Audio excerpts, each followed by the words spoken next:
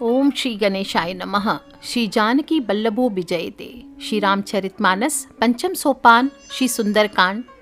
शांतम शाश्वतम प्रमेय मनघम निर्वाण शांति प्रदम ब्रह्मा शंभु फणीन्द्र सेव्य मनीषम वेदांत वेद्यम विभुम रामाख्वयम जगदीश्वरम सुरगुरुम माया मनुष्यम हरिम वंदेहम करुणाकरम रघुवरम भूपाल चूड़ामणिम।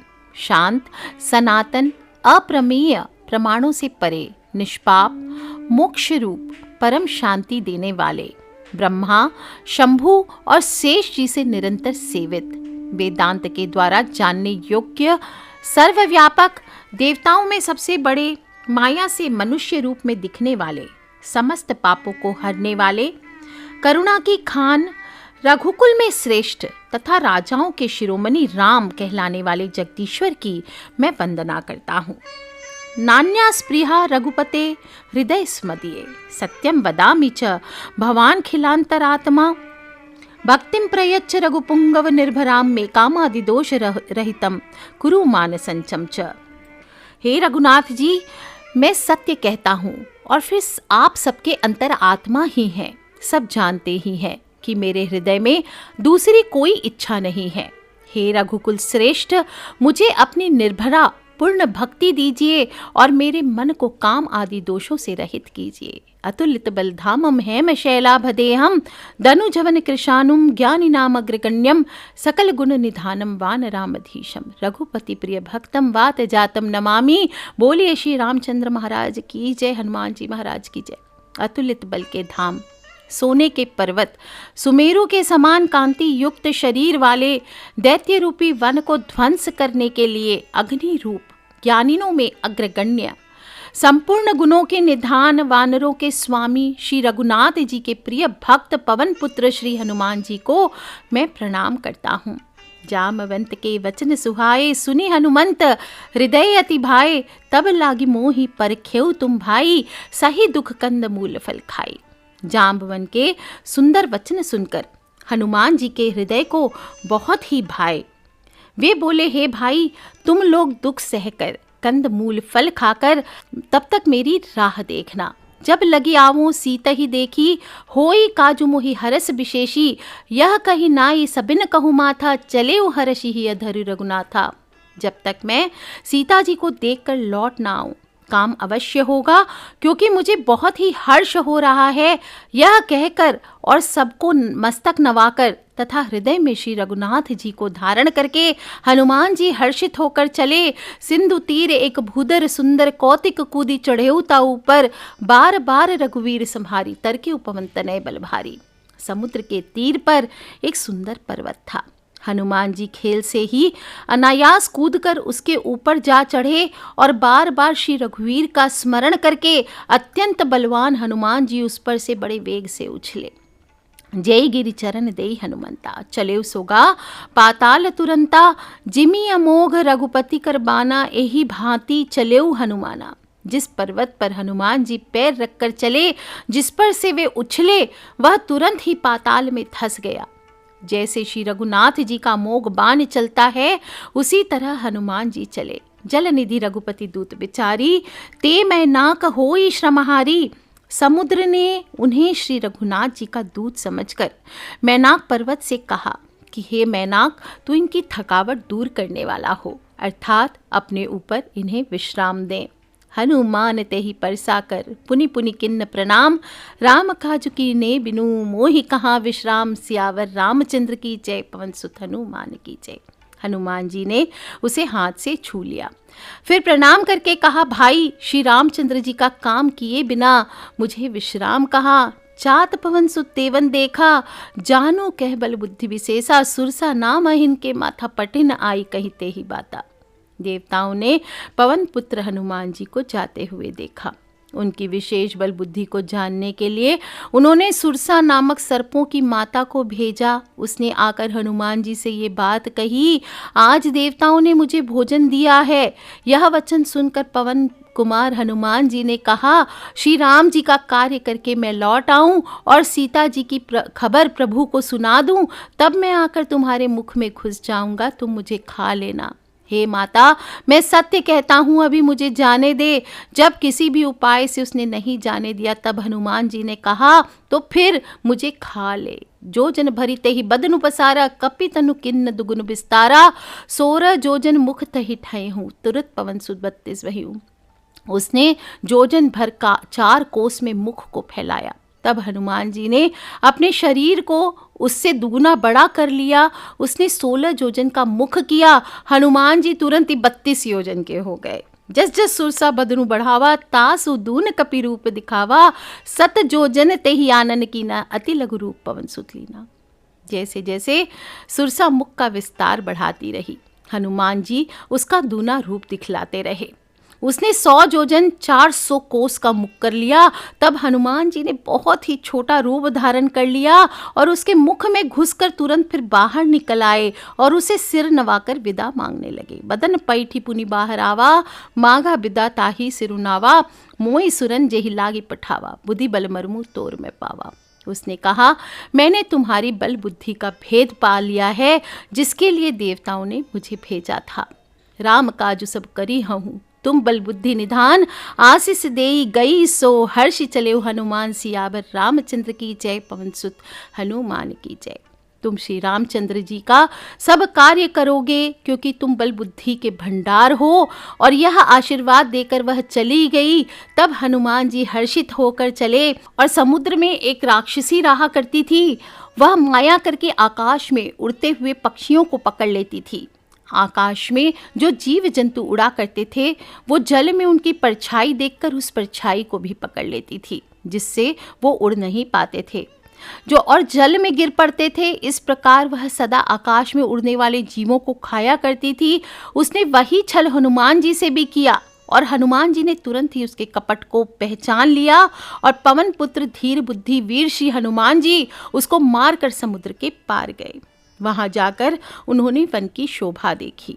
मधु पुष्प रस के लोभ से भौरे गुंजार कर रहे थे। नाना तरु फल फूल सुहाए, खग मृग बृंद देखी मन भाए। सैल विशाल देखी एक आगे, तापर धाई चढ़ऊ त्यागे।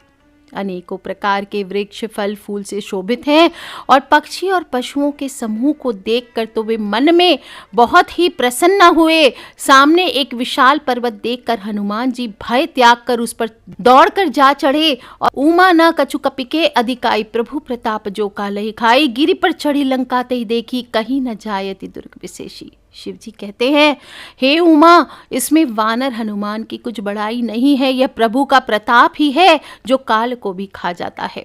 पर्वत पर चढ़कर उन्होंने लंका देखी। बहुत ही बड़ा किला है, कुछ कहा नहीं जाता। अत्यंत ही ऊंचा है, उसके चारों ओर समुद्र है। सोने के परकोटे यानी 4 दीवारी का परम प्रकाश हो रहा है। कनक कोटि विचित्र मणिकृत सुंदराय तना घना। चौ हट्ट हट्ट सुबट्ट बिथि चारूपुर बहुविधि बना। गजबाजी खच्चर निकर पदचर रथ बरूथनि को गने। बहुरूप निसीचर जूत अति बल सेन बरनत नहीं बने। बोलिए सियावर रामचंद्र की जय। विचित्र मणियों से जड़ा हुआ सोने का परकोटा है। उसके अंदर बहुत से सुंदर सुंदर घर हैं। चौराहे हो, बाजार हो, सुंदर मार्ग हो, गलियां हो, सुंदर नगर बहुत प्रकार से सजा हुआ है। हाथी घोड़े खच्चरों के समूह तथा पैदल और रथों के समूह को कौन गिन सकता है। अनेक रूपों के राक्षसों के दल है। उनकी अत्यंत ही बलवती सेना है, जिसका वर्णन करते नहीं बनती। वन बाग उपवन बगीचे, फुलवाड़ी, तालाब, कुएं, बावलियां सुशोभित है। वन बाग उपवन बाटिका, सरकूप बापी सोहि। नरनाग सुर गंधर्व कन्या, रूप मुनि मन मोहि। और कहीं पर्वत के समान विशाल शरीर वाले बड़े ही बलवान मल्ल पहलवान गरज रहे हैं। वे अनेक अखाड़ों में बहुत प्रकार से भिड़ते हैं, एक दूसरे को ललकारते हैं और भयंकर शरीर वाले करोड़ों योद्धा यत्न करके बड़ी सावधानी से नगर की चारों दिशाओं में सब ओर से रखवाली करते हैं। कहीं दुष्ट राक्षस भैंसों, मनुष्यों, गायों, गधों और बकरों को खा रहे हैं। तुलसीदास ने इनकी कथा इसलिए कुछ थोड़ी सी कही है कि ये निश्चय ही श्री रामचंद्र जी के बाण रूपी तीर्थ में शरीरों को त्याग कर परम गति को पावेंगे। पुर रखवारे देखी बहू, कपि मन किन्न विचार। अति लघु रूप धरौ निसी, नगर करो पैसार। सियावर रामचंद्र की जय, पवन सुत हनुमान की जय। नगर के बहुसंख्यक रखवालों को देखकर हनुमान जी ने मन में विचार किया कि अत्यंत छोटा रूप धरूं और रात के समय नगर में प्रवेश करूं। तो मसक समान रूप कपिधरी, यानी हनुमान जी ने मच्छर के समान छोटा सा रूप धारण कर नर रूप से लीला करने वाले भगवान श्री रामचंद्र जी का स्मरण करके लंका को चले। और लंका के द्वार पर लंकिनी नाम की एक राक्षसी रहा करती थी। वह बोली, तू मेरा निरादर करके मुझसे पूछे बिना कहाँ चला जा रहा है? हे मूर्ख, तूने मेरा भेद नहीं जाना। जहाँ तक जितने चोर हैं वे सब मेरे आहार हैं। महाकपि हनुमान ने उसे घूंसा मारा, जिससे वह खून की उल्टी करती हुई पृथ्वी पर लुढ़क पड़ी। और फिर लंकिनी अपने आप को संभाल कर उठकर और डर के मारे हाथ जोड़कर विनती करने लगी। बोली, हे रावण को जब ब्रह्मा जी ने वर दिया था, तब चलते समय उन्होंने मुझे राक्षसों के विनाश की यह पहचान बता दी थी। जब तू बंदर के मारने से व्याकुल हो जाए, तब तू राक्षसों का संहार हुआ जान लेना। हे तात, मेरे बड़े पुण्य हैं जो मैं श्री रामचंद्र जी के दूत आपको नेत्रों से देख पाई। तात स्वर्ग अपवर्ग सुख धरे तुलाए कंग, तूल न ताहि सकल मिले, जो सुख लव सत्संग सियावर रामचंद्र की जय। हे तात, स्वर्ग और मोक्ष के सब सुखों को तराजू के एक पलड़े में रखा जाए तो भी वे सब मिलकर दूसरे पलड़े पर रखे हुए उस सुख के बराबर नहीं हो सकते जो लव मात्र यानी क्षण मात्र के सत्संग से होता है। प्रभिसी नगर कीजे सब काजा, हृदय राखी कौशलपुर राजा। और अयोध्यापुरी के राजा श्री रघुनाथ जी को हृदय में रखे हुए नगर में प्रवेश करके सब काम कीजिए। उसके लिए विष अमृत हो जाता है, शत्रु मित्रता करने लगते हैं, समुद्र गाय के खुर के बराबर हो जाती है और अग्नि में शीतलता आ जाती है। और हे गरुड़ जी, सुमेरु पर्वत उसके लिए रज के समान हो जाता है, जिसे श्री रामचंद्र जी ने एक बार कृपा करके देख लिया। तब हनुमान जी ने बहुत ही छोटा रूप धारण किया और भगवान का स्मरण करके नगर में प्रवेश किया। मंदिर मंदिर प्रतिकरी शोधा, देखे जहत अगणित जोधा।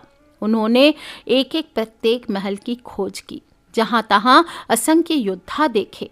फिर वे रावण के महल में गए और वह अत्यंत ही विचित्र था, जिसका वर्णन नहीं किया जा सकता। शयन किए देखा कपितहि, मंदिर महु न दिखी बेदहि। हनुमान जी ने उस रावण को शयन किए देखा, परंतु महल में जानकी जी नहीं दिखाई दी। फिर एक सुंदर महल दिखाई दिया, वहां उसमें भगवान का एक अलग मंदिर बना हुआ देखा। राम आयुध अंकित गृह, शोभा बरनी न जाई। नव तुलसी का वृंदतः देखि हर्ष कपिराई, सियावर रामचंद्र की जय। वह महल श्री राम जी के आयुध धनुष बाणों के चिन्हों से अंकित था। उसकी शोभा वर्णन नहीं की जा सकती। वहां नवीन नवीन तुलसी के वृक्ष समूहों को देखकर कपिराज श्री हनुमान जी बड़े ही हर्षित हुए। और लंका निसीचर निकर निवासा, यहाँ कहाँ सज्जन कर बासा। लंका तो राक्षसों के समूह का निवास स्थान है, यहाँ सज्जन साधु पुरुष कहाँ से आ गए? हनुमान जी मन में इस प्रकार तर्क करने लगे और उसी समय विभीषण जी जागे। उन्होंने राम नाम का स्मरण किया। किसने? विभीषण ने राम नाम का उच्चारण किया और हनुमान जी ने उन्हें सज्जन जानकर हृदय में हर्षित हुए। बोलिए सियावर रामचंद्र की जय। हनुमान जी ने विचार किया, इनसे हट करके अपनी ओर से ही परिचय करूंगा, क्योंकि साधु से कार्य की हानि नहीं होती, प्रत्युत लाभ ही होता है। और ब्राह्मण का रूप धरकर हनुमान जी ने उन्हें वचन सुनाए, पुकारा। सुनते ही विभीषण जी उठकर वहां आए, प्रणाम करके कुशल पूछी और कहा, हे ब्राह्मण देव, अपनी कथा को समझा कर कहिए, क्या आप हरि भक्तों में से कोई हैं? क्योंकि आपको देखकर मेरे हृदय में अत्यंत ही प्रेम उमड़ रहा है। अथवा क्या आप दीनों से प्रेम करने वाले स्वयं श्री रामचंद्र जी हैं, जो मुझ बड़भागी बनाने के लिए घर बैठे दर्शन कर देकर कृतार्थ करने आए हैं। तब हनुमंत कही सब राम कथा निज नाम, सुनत जुगल तन पुलक मन मगन सुमिरि गुण ग्राम, सियावर रामचंद्र की जय। तब हनुमान जी ने श्री रामचंद्र जी की सारी कथा कहकर अपना नाम बताया। सुनते ही दोनों के शरीर पुलकित हो गए और श्री रामचंद्र जी के गुण समूह का स्मरण करके दोनों के मन प्रेम और आनंद में मग्न हो गए। और विभीषण जी तब कहते हैं, हे पवन पुत्र, मेरी रहनी सुनो, मैं यहाँ वैसे ही रहता हूँ जैसे दांतों के बीच में बेचारी जीभ रहती है। हे तात, मुझे अनाथ जानकर सूर्य कुल के नाथ श्री रामचंद्र जी क्या कभी मुझ पर कृपा करेंगे? मेरा तामसी शरीर राक्षस का शरीर होने से साधन तो कुछ बनता नहीं, और न मन में श्री रामचंद्र चरण कमलों में प्रेम ही है। परंतु हे हनुमान, अब मुझे विश्वास हो गया है कि श्री रामचंद्र जी की मुझ पर कृपा है, क्योंकि हरि की कृपा के बिना संत नहीं मिलते। जब श्री रघुवीर जी ने कृपा की है, तभी तो आपने मुझे हट करके अपनी ओर से दर्शन दिए हैं। हनुमान जी कहते हैं, हे विभीषण जी सुनिए, प्रभु की यही रीति है कि वे सदा सेवक पर प्रेम करते हैं। सुनहु विभीषण प्रभु के रीति, करहि सदा सेवक पर प्रीति। कहूँ कवन मैं पुरम कुलीना, कपि चंचल सब ही विधिहीना। और परात लेई जो नाम हमारा, ते ही दिन ताहि न मिले आहारा। भला कहिए मैं ही कौन सा बड़ा कुलीन हूँ, जाति का चंचल वानर हूँ और सब प्रकार से नीच हूँ। लेकिन प्रातः काल कहा जाता है, जो बंदरों का नाम ले ले तो उस दिन उसे भोजन भी ना मिले। असमय अधम सखा सुनो मोह पर रघुवीर, किन्हीं कृपा सुमिरे गुण भरे बिलोचन नीर। सियावर रामचंद्र की जय। तो हे सखा सुनिए, मैं ऐसा अधम हूँ, पर श्री रामचंद्र जी ने तो मुझ पर भी कृपा ही की है। भगवान के गुणों का स्मरण करके हनुमान जी के दोनों नेत्रों में प्रेम अश्रुओं का जल भर आया।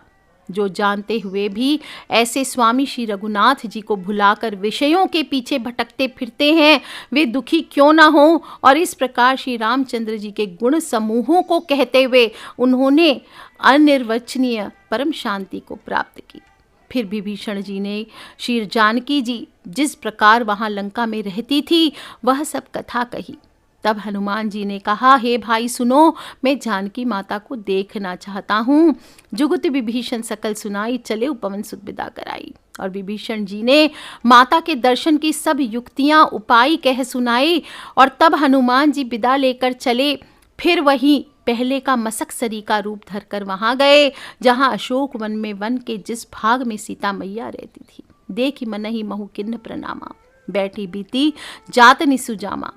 सीता जी को देखकर हनुमान जी ने उन्हें मन में ही प्रणाम किया, और उन्हें बैठे ही बैठे रात्रि के चारों प्रहर बीत गए। शरीर दुबला हो गया, सिर पर जटाओं की एक वेणी है।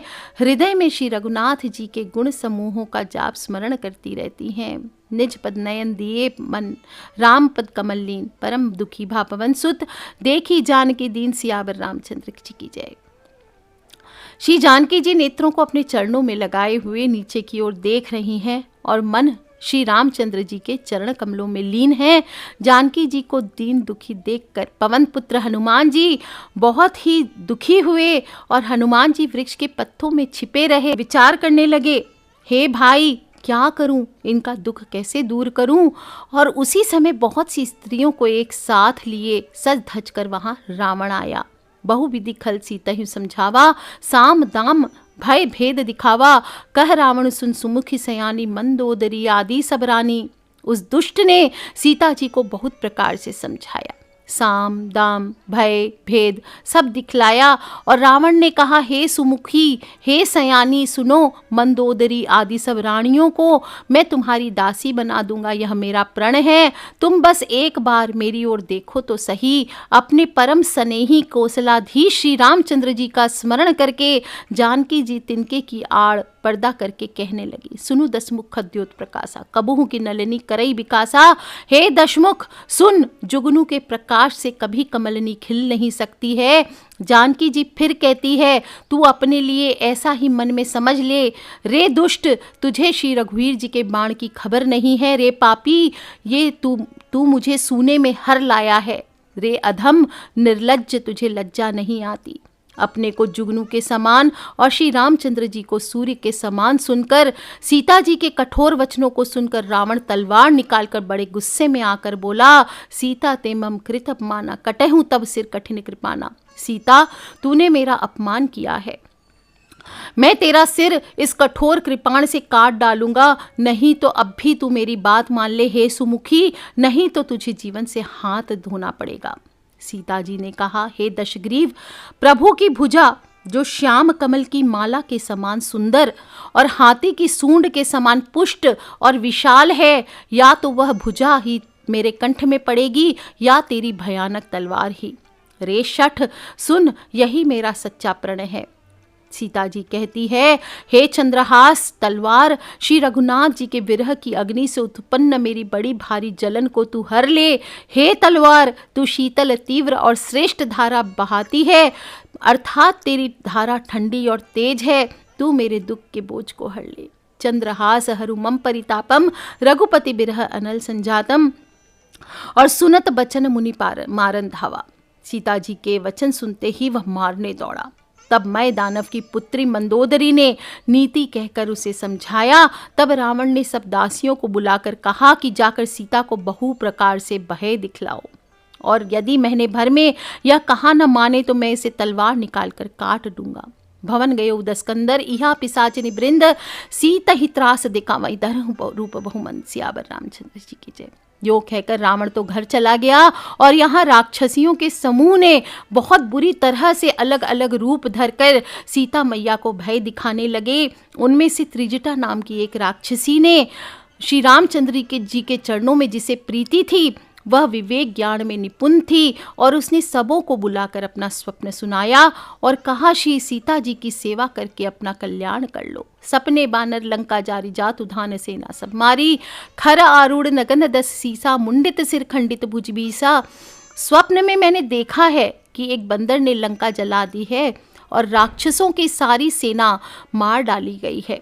रावण नंगा है और गधे पर सवार है, उसके सिर मुंडे हुए हैं, बीसों भुजाएं कटी हुई है, और इस प्रकार से वह दक्षिण यमपुरी की दिशा को जा रहा है, और मानो लंका विभीषण ने पाई है। नगर में श्री रामचंद्र जी की दुहाई फिर गई। तब प्रभु ने श्री सीता जी को बुला भेजा। मैं पुकार कर निश्चय के साथ कहती हूँ कि यह स्वप्न 4 दिनों बाद सत्य होकर रहेगा। और उसके वचन सुनकर वे सब राक्षसियां डर गई और जानकी जी के चरणों पर गिर पड़ी। तब इसके बाद वे सब जहां तहां चली गई। सीता जी मन में सोच करने लगी कि 1 महीना बीत जाने पर यह नीच राक्षस रावण मुझे अवश्य मारेगा।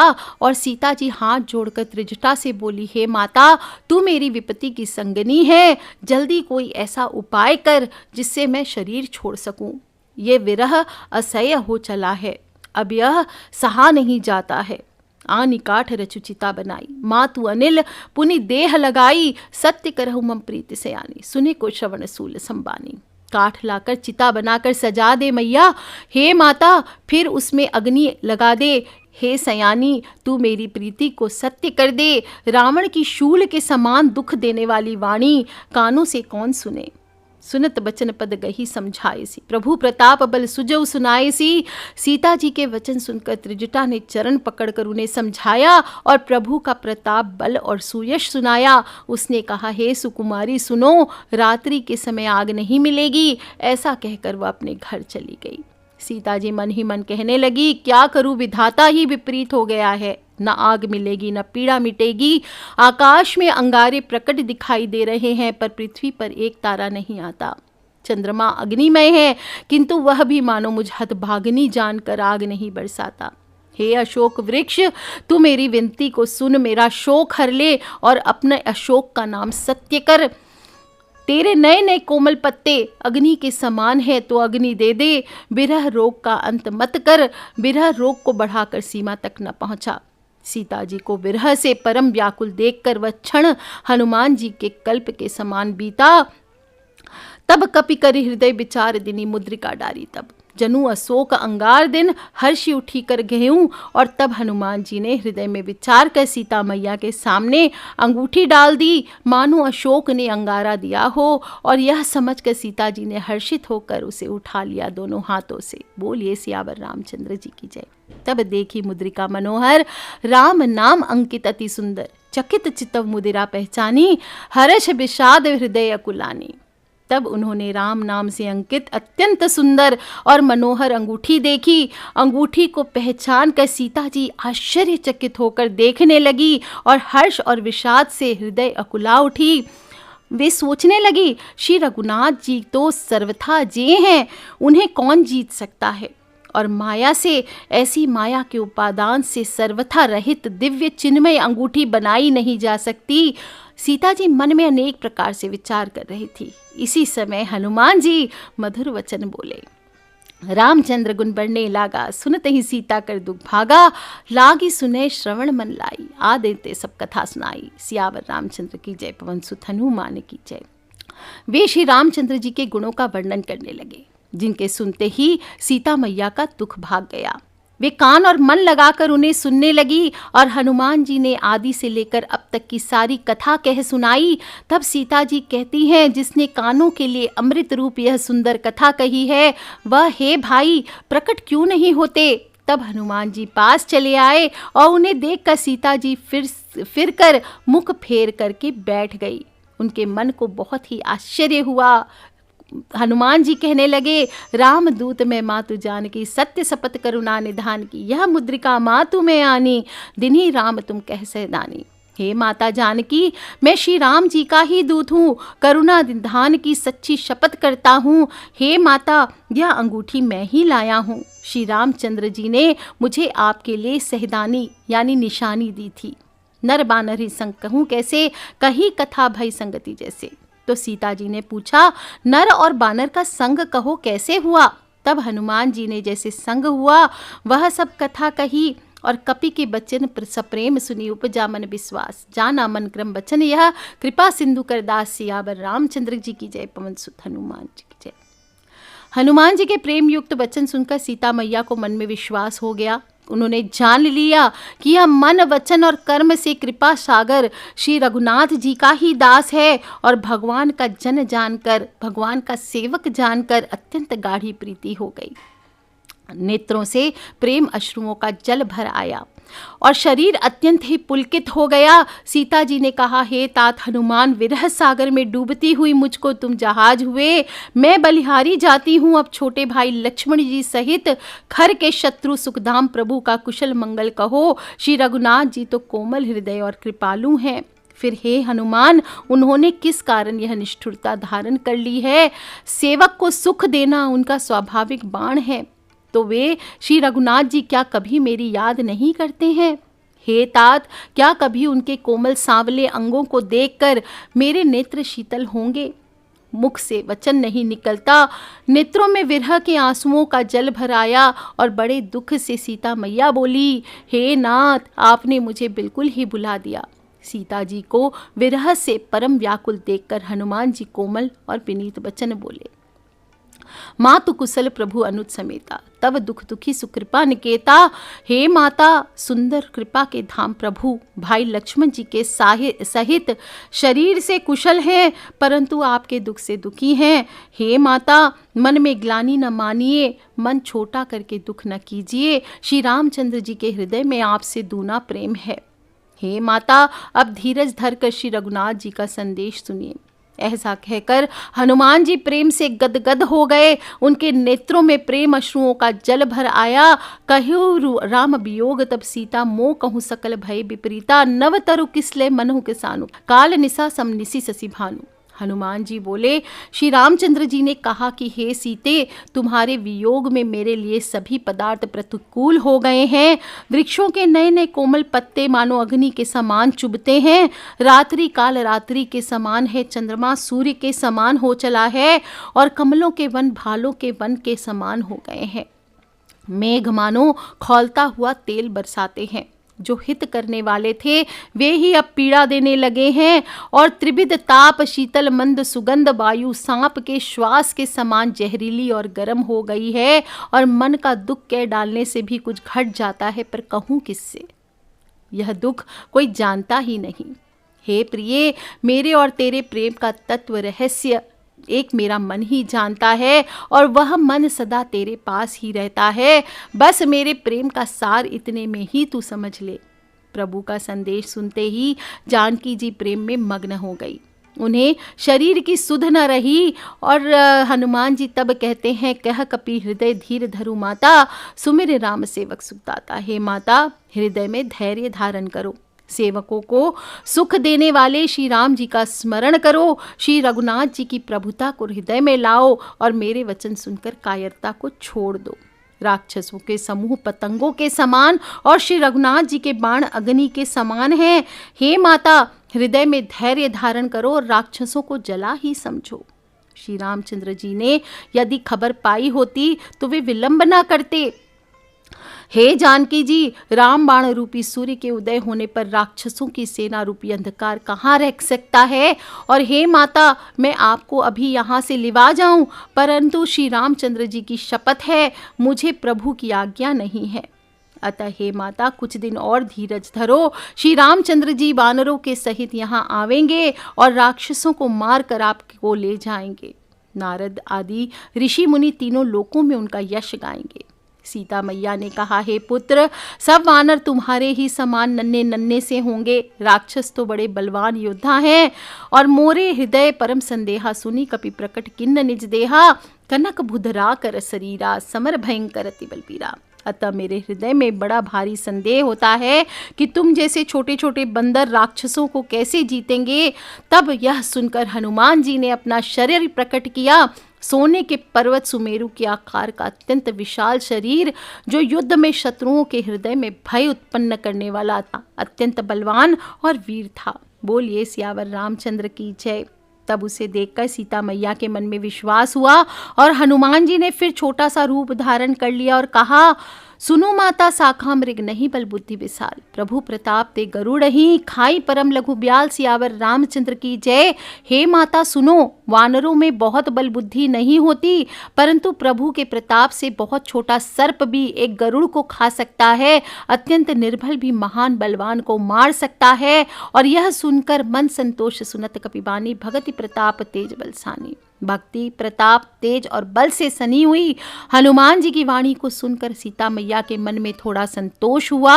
उन्होंने श्री राम जी के प्रिय जानकर हनुमान जी को आशीर्वाद दिया। हे तात, तुम बल और शील के निधान हो। हे पुत्र, तुम अजर, अमर और गुणों के खजाने हो। श्री रघुनाथ जी तुम पर बहुत ही कृपा करें और प्रभु कृपा करें। ऐसा कानों में सुनते ही तो हनुमान जी पूर्ण प्रेम में मग्न हो गए। बार बार नाइसी पद सीसा, बोला बचन जोरी कर कीसा। हनुमान जी ने बार बार सीता मैया के चरणों में सिर नवाया और हाथ जोड़कर कहा, हे माता, अब मैं कृतार्थ हो गया हूँ। आपका आशीर्वाद अमोघ है, यह बात प्रसिद्ध है।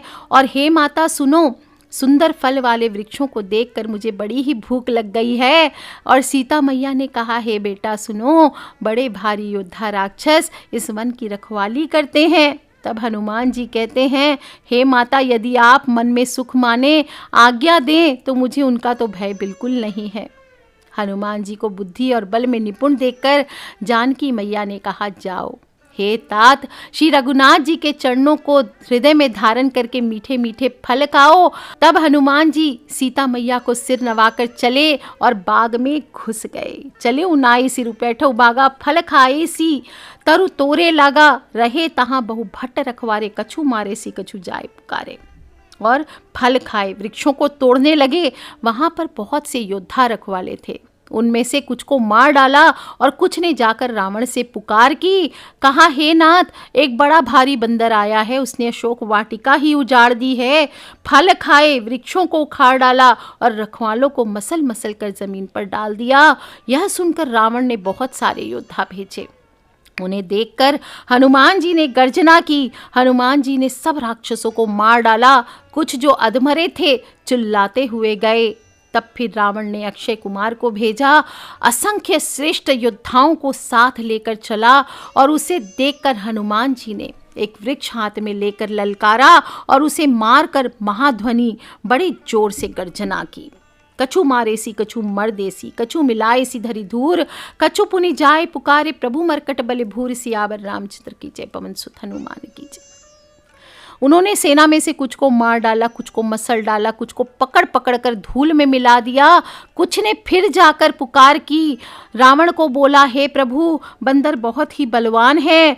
और पुत्र का वध सुनकर रावण अत्यंत ही क्रोधित हो उठा और अपने जेठे पुत्र बलवान मेघनाद को भेजा और उसने कहा कि हे पुत्र, मारना नहीं, उसे बांध कर लेकर आना, उस बंदर को देखा जाए कि कहाँ का है। चला इंद्रजीत अतुलित जोधा, बंधु निधन सुनी उपजा क्रोधा, कपि देखा दारुण भटावा, कटकटाई गर्जा रुधावा। इंद्र को जीतने वाला अतुलनीय योद्धा मेघनाद चला और भाई को मरा जानकर उसे बहुत क्रोध हो आया। हनुमान जी ने देखा कि अब की तो भयानक योद्धा आया है, तब वे कटकटा कर गरजे और दौड़े और उन्होंने एक बहुत बड़ा वृक्ष उखाड़ लिया। अति विशाल तरु एक उपारा, बिरत किन्न लंकेश कुमार, और उसके प्रहार से लंकेश्वर रावण के पुत्र मेघनाद को बिना रथ के कर दिया। रथ को तोड़कर उसे नीचे पटका और उसके साथ जितने बड़े बड़े योद्धा थे उनको पकड़ पकड़ कर हनुमान जी अपने शरीर से मसलने लगे और उन सब को मारकर फिर मेघनाद से लड़ने लगे। और लड़ते हुए वे ऐसे मालूम होते थे मानो दो गजराज श्रेष्ठ हाथी आपस में भिड़ गए हों। हनुमान जी उसे एक घूंसा मारकर वृक्ष पर जा चढ़े। उनको क्षण भर के लिए मूर्छा आ गई और फिर उठकर उसने बहुत माया रची, परंतु पवन पुत्र के आगे कोई नहीं जीत सकता। अंत में उसने ब्रह्मास्त्र का प्रयोग किया। ब्रह्म अस्त्र ते ही सांधा कपि, कपि मन किन्न विचार, जो न ब्रह्म सर मानयो महिमा मिटय पार। सियावर रामचंद्र जी की जय। अंत में उसने ब्रह्मास्त्र का साधन प्रयोग किया और तब हनुमान जी ने मन में विचार किया कि यदि ब्रह्मास्त्र को मैं नहीं मानता तो इसकी अपार महिमा मिट जाएगी। ब्रह्म बाण कपि कहूँ तेहि मारा, पर तेहु पारे कटुक संगारा, ते ही देख कपि मूर्छित भयऊ, नाग पास बांधे ले गयूं। उसने हनुमान जी को ब्रह्मास्त्र मारा जिसके लगते ही वे वृक्ष से नीचे गिर पड़े, परंतु गिरते समय भी उन्होंने बहुत सी सेना मार डाली। और जब उसने देखा कि हनुमान जी मूर्छित हो गए तब उनको नागपाश में बांधकर ले गए। शिव जी कहते हैं, हे भवानी सुनो, जिनका नाम जपकर ज्ञानी विवेकी मनुष्य संसार के जन्म मरण के बंधन को काट डालते हैं, उनका दूध कहीं बंधन में आ सकता है? किंतु प्रभु के कार्य के लिए हनुमान जी ने स्वयं को अपने को बंधा लिया। बंदर को बंधा जानकर राक्षस दौड़े और कौतुक के लिए, तमाशा देखने के लिए सभी सभा में आ गए। हनुमान जी ने जाकर रावण की सभा देखी, उसकी अत्यंत प्रभुता ऐश्वर्य कुछ कहीं नहीं जाती। कर जोरे सुर दिसि बिनीता, ब्रिकटि विलोकत सकल सभीता, देखी प्रताप न कपि मन शंका, जिमी अहिगन महु गरुड़ असंका। देवता और दिक्पाल हाथ जोड़े बड़ी विनम्रता के साथ भयभीत हुए सभी रावण की भौं ताक रहे थे, उसका रुख देख रहे थे। उसका ऐसा प्रताप देखकर भी हनुमान जी के मन में जरा भी डर नहीं महसूस हुआ। वे ऐसे निशंक खड़े रहे जैसे सर्पों के समूह में गरुड़ निशंक निर्भय रहता है। और हनुमान जी को देखकर रावण दुर्वचन कहने लगा, फिर खूब हंसा, फिर पुत्र वध का स्मरण किया तो उसके हृदय में विषाद उत्पन्न हो गया। कह लंकेश कवंते कीसा, के ही केवल घाले ही सब बन कीसा, की धौ श्रवण सुनहि नहीं मोही, देखे अति संकट तो ही। लंकापति रावण ने कहा, रे वानर, तू कौन है? किसके बल पर तूने वन को उजाड़ कर नष्ट कर डाला? क्या तूने कभी मुझे मेरा नाम और यश कानों से नहीं सुना? रे शठ, मैं तुझे अत्यंत निशंक देख रहा हूँ। तूने किस अपराध से राक्षसों को मारा? रे मूर्ख, बता, क्या तुझे प्राणों का भय नहीं है? हनुमान जी कहने लगे, सुनु रावण ब्रह्मांड निकाया, पाई जा सुबल बिरचित माया। हे रावण सुन, जिनका बल पाकर माया संपूर्ण ब्रह्मांडों के समूहों की रचना करती है, जिनके बल से हे दशशीष ब्रह्मा विष्णु महेश सृष्टि का सृजन पालन और संहार करते हैं, जिनके बल से सहस्त्र मुख फनों वाले शेष जी पर्वत और वन सहित समस्त ब्रह्मांड को सिर पर धारण करते हैं, जो देवताओं की रक्षा के लिए नाना प्रकार के देह धारण करते हैं, और जो तुम्हारे जैसे मूर्खों को शिक्षा देने वाले हैं, जिन्होंने शिवजी के कठोर धनुष को तोड़ डाला है और उसी के साथ राजाओं के समूह का गर्व चूर्ण कर दिया, जिन्होंने खर दूषण त्रिशिरा और बाली को मार डाला, जो सब के सब अतुलनीय बलवान थे, जिनके लेश मात्र बल से तुमने समस्त चराचर जगत को जीत लिया, और जिनकी प्रिय पत्नी को तुम चोरी से हर लाए हो, मैं उन्हीं का दूत हूँ।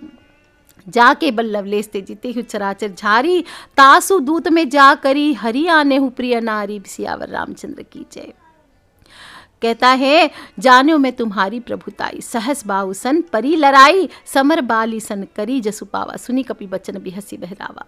मैं तुम्हारी प्रभुता को खूब जानता हूँ।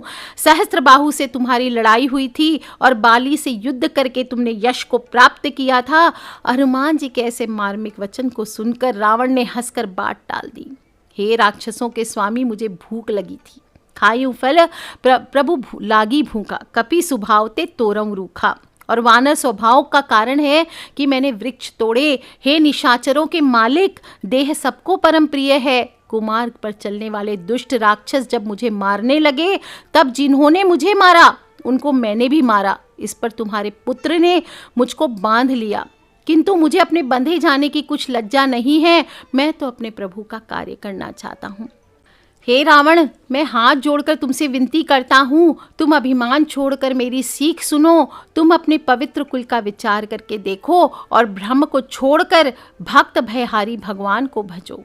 जो देवता, राक्षस और समस्त चराचर को खा जाता है, वह काल भी जिनके डर से अत्यंत ही डरता है। उनसे कदापि बैर न करो और मेरे कहने से जानकी जी को दे दो। खर के शत्रु श्री रघुनाथ जी शरणागतों के रक्षक और दया के समुद्र हैं। शरण जाने पर प्रभु तुम्हारा अपराध भुलाकर तुम्हें अपनी शरण में रख लेंगे और तुम श्री रामचंद्र जी के चरण कमलों को हृदय में धारण करो। लंका का अचल राज्य करो। ऋषि पुलस्त जी का यश निर्मल चंद्रमा के समान है, उस चंद्रमा में तुम कलंक ना बनो। राम नाम के बिना वाणी शोभा नहीं पाती। मद मोह को छोड़ो, विचार करके देखो। हे देवताओं के शत्रु, सब गहनों से सजी हुई सुंदरी स्त्री भी कपड़ों के बिना शोभा नहीं पाती है। राम विमुख पुरुष की संपत्ति और प्रभुता रही हुई भी चली जाती है और उसका पाना ना पाने के समान है। जिन नदियों के मूल में कोई जल स्रोत नहीं होता, अर्थात जिन्हें केवल बरसात का ही आसरा है, वे वर्षा बीत जाने पर फिर तुरंत ही सूख जाती हैं। सुनु दसकंठ, कहूँ पन रोपी, विमुख राम त्राता नहीं कोपी। हे रावण सुनो, मैं प्रतिज्ञा करके कहता हूँ कि राम विमुख की रक्षा करने वाला कोई नहीं है। हजारों शंकर, विष्णु और ब्रह्मा भी श्री राम जी के साथ द्रोह करने वाले तुमको नहीं बचा सकते। मोह मूल बहुसूल पद, त्याग हूँ तुम अभिमान। भजऊँ राम रघुनायक, कृपा सिंधु भगवान सियावर रामचंद्र जी की जय, पवन सुत हनुमान की जय। मोह ही जिनके मूल हैं, ऐसे अज्ञान जनित बहुत पीड़ा को देने वाले तम रूप अभिमान का त्याग कर दो और रघुकुल के स्वामी, कृपा के समुद्र भगवान श्री रामचंद्र जी का भजन करो। यद्यपि हनुमान जी ने भक्ति, ज्ञान, वैराग्य और नीति से सनी हुई बहुत ही हित की वाणी कही, तो भी वह महान अभिमानी रावण बहुत हंसकर व्यंग से बोला, हमें यह बंदर बड़ा ज्ञानी गुरु मिला। रे दुष्ट, तेरी मृत्यु निकट आ गई है, अधम मुझे शिक्षा देने चला है। तब हनुमान जी कहते हैं, इसका उल्टा ही होगा, अर्थात मृत्यु मेरी नहीं तेरी निकट आई है। यह तेरा मति भ्रम है, बुद्धि का फेर है। मैंने यह प्रत्यक्ष जान लिया है। सुनी कपि बचन बहुत खिसियाना, बेगी न हरहूँ मूढ़ कर प्राणा। सुनत निशाचर मारन धाय, सचिव सहित विभीषण आए। हनुमान जी के वचन सुनकर वह बहुत ही कुपित हो गया और बोला, अरे इस मूर्ख का प्राण शीघ्र ही क्यों नहीं हर लेते। और सुनते ही राक्षस उन्हें मारने दौड़े। उसी समय मंत्रियों के साथ विभीषण जी वहां पहुंचे और उन्होंने सिर नवाकर बहुत विनय करके रावण से कहा कि दूत को नहीं मारना चाहिए, यह नीति के विरुद्ध है। हे गोसाई, कोई दूसरा दंड दिया जाए। सबने कहा, भाई यह सलाह उत्तम है। यह सुनते ही रावण हंसकर बोला, सुनत भी हंसी बोला दसकंदर, अंग भंग करे पठई बंदर। अच्छा, तो बंदर के अंग भंग करके इसे लौटा दिया जाए। कपि के ममता पूछ पर सभी कहूँ समझाई, तेल बोरी पट बांध ही पुनि पावक देहु लगाई। सियावर रामचंद्र जी की जय, पवन सुत हनुमान जी की जय। मैं सबको समझा कर कहता हूँ कि बंदर की ममता पूंछ पर होती है, अतः तेल में कपड़ा डुबोकर उसे इसकी पूंछ में बांधकर फिर आग लगा दो। जब बिना पूंछ का यह बंदर वहां अपने स्वामी के पास जाएगा, तब यह मूर्ख अपने मालिक को साथ लेकर आएगा, जिनकी इसने बहुत बड़ाई की है। मैं भी जरा उनकी प्रभुता तो देखूं। और यह वचन सुनते ही हनुमान जी मन में मुस्कुराए और मन ही मन बोले कि मैं जान गया, सरस्वती जी इसे ऐसी बुद्धि दे हुई है। और रावण के वचन सुनकर मूर्ख राक्षस में आग लगाने की तैयारी करने लगे। रहा ना नगर बसन गृतेला, बाढ़ी पूछ किन के कपि खेला। कौतुक कहे आए पुरबासी, मारहि चरण करऊं बहुभासी। पूछ के लपेटने में इतना कपड़ा और तेल और घी लगा कि नगर में कपड़ा, घी और तेल नहीं रह गया। हनुमान जी ने ऐसा खेल रचा कि पूंछ बढ़ती गई, बढ़ती गई, बढ़ती गई और लंबी होती गई। और नगरवासी लोग तमाशा देखने आए। वे हनुमान जी की अत्यंत ही बड़ी हुई पूंछ को पैर से ठोकर मारते, उनकी हंसी करते। बाजहि ढोल देहि सप्तारी नगर फेरी पुनि पूछ प्रजारी पावक जरत देखी हनुमंता भयु परम लघु रूप तुरंता। ढोल बजते रहे, लोग तालियां पीटने लगे।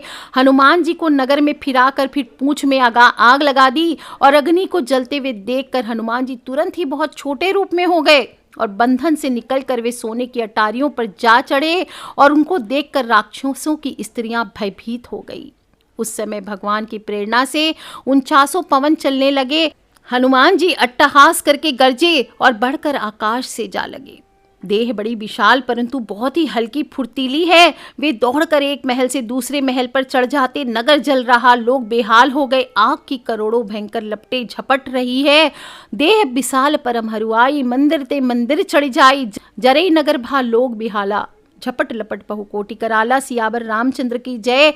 और तब हाय बप्पा हाय मैया, इस अवसर पर हमें कौन बचाएगा। चारों तरफ यही चीख पुकार सुनाई दे रही थी। हमने तो पहले ही कहा था यह वानर नहीं है, वानर के रूप में कोई देवता है और साधु के अपमान का यही फल है कि नगर अनाथ की तरह जल रहा है। हनुमान जी ने एक ही क्षण में सारा नगर जला डाला, एक विभीषण का बस घर नहीं चलाया।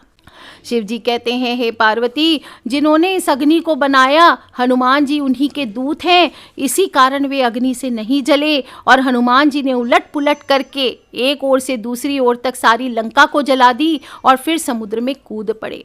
पूंछ बुझाकर, थकावट दूर करके और फिर छोटा सा रूप धारण कर हनुमान जी श्री जानकी जी के सामने हाथ जोड़कर खड़े हुए। माँ तो मोहि दीजे कछु चीना, जैसे रघुनायक मोहि दीना। चूड़ामणि उतार तब दयऊं, हर्ष समेत पवन सुत लयऊं। हनुमान जी ने कहा, हे माता, मुझे कोई चिन्ह पहचान दे दीजिए। जैसे श्री रघुनाथ जी ने मुझे दिया था, तब सीता मैया ने चूड़ामणि उतार कर दी और हनुमान जी ने उसको हर्षपूर्वक ले लिया। और जानकी जी ने कहा, हे तात, मेरा प्रणाम निवेदन करना और इस प्रकार कहना, हे प्रभु, यद्यपि आप सब प्रकार से पूर्ण काम हैं, आपको किसी प्रकार की कामना नहीं है, तथापि दीनों दुखियों पर दया करना आपका बिरध है और मैं दीन हूँ। अतः उस बिरध को याद करके हे नाथ, मेरे भारी संकट को दूर कीजिए। हे तात, इंद्रपुत्र जयंत की कथा सुनाना और प्रभु को उनके बाण का प्रताप समझाना, स्मरण कराना। यदि महीने भर में नाथ ना आए तो फिर मुझे जीत ही ना पाएंगे। कह कपि के ही विधि रखो प्राणा, तुम हो तात कहत अब जाना। हे हनुमान, कहो मैं किस प्रकार प्राण रखूं। हे तात, तुम भी अब जाने को कह रहे हो। तुमको देखकर छाती ठंडी हुई थी। फिर मुझे वही दिन और वही रात जनक सुतहि समझाए करी बहुविधि धीरजुधिन। चरण कमल सिरुनाई कपि गवनो राम पहिकिन, सियावर रामचंद्र जी की जय। और हनुमान जी ने जानकी जी को समझाकर बहुत प्रकार से धीरज दिया और उनके चरण कमलों में सिर नवाकर श्री राम जी के पास गमन किया। बोलिए श्री रामचंद्र महाराज की जय। चलते समय उन्होंने महाध्वनि से भारी गर्जन किया। गर्भ स्त्रवई सुनी निशिचर नारी, जिनको सुनकर राक्षसों की स्त्रियों के गर्भ गिरने लगे। समुद्र लांग कर वे इस पार आए और उन्होंने बानरों को किलकिला शब्द हर्ष ध्वनि सुनाया। हर्षे सब बिलोकी हनुमान नूतन जन्म कपिन तब जाना। हनुमान जी को देखकर सभी हर्षित हो गए और तब वानरों ने अपना नया जन्म समझा।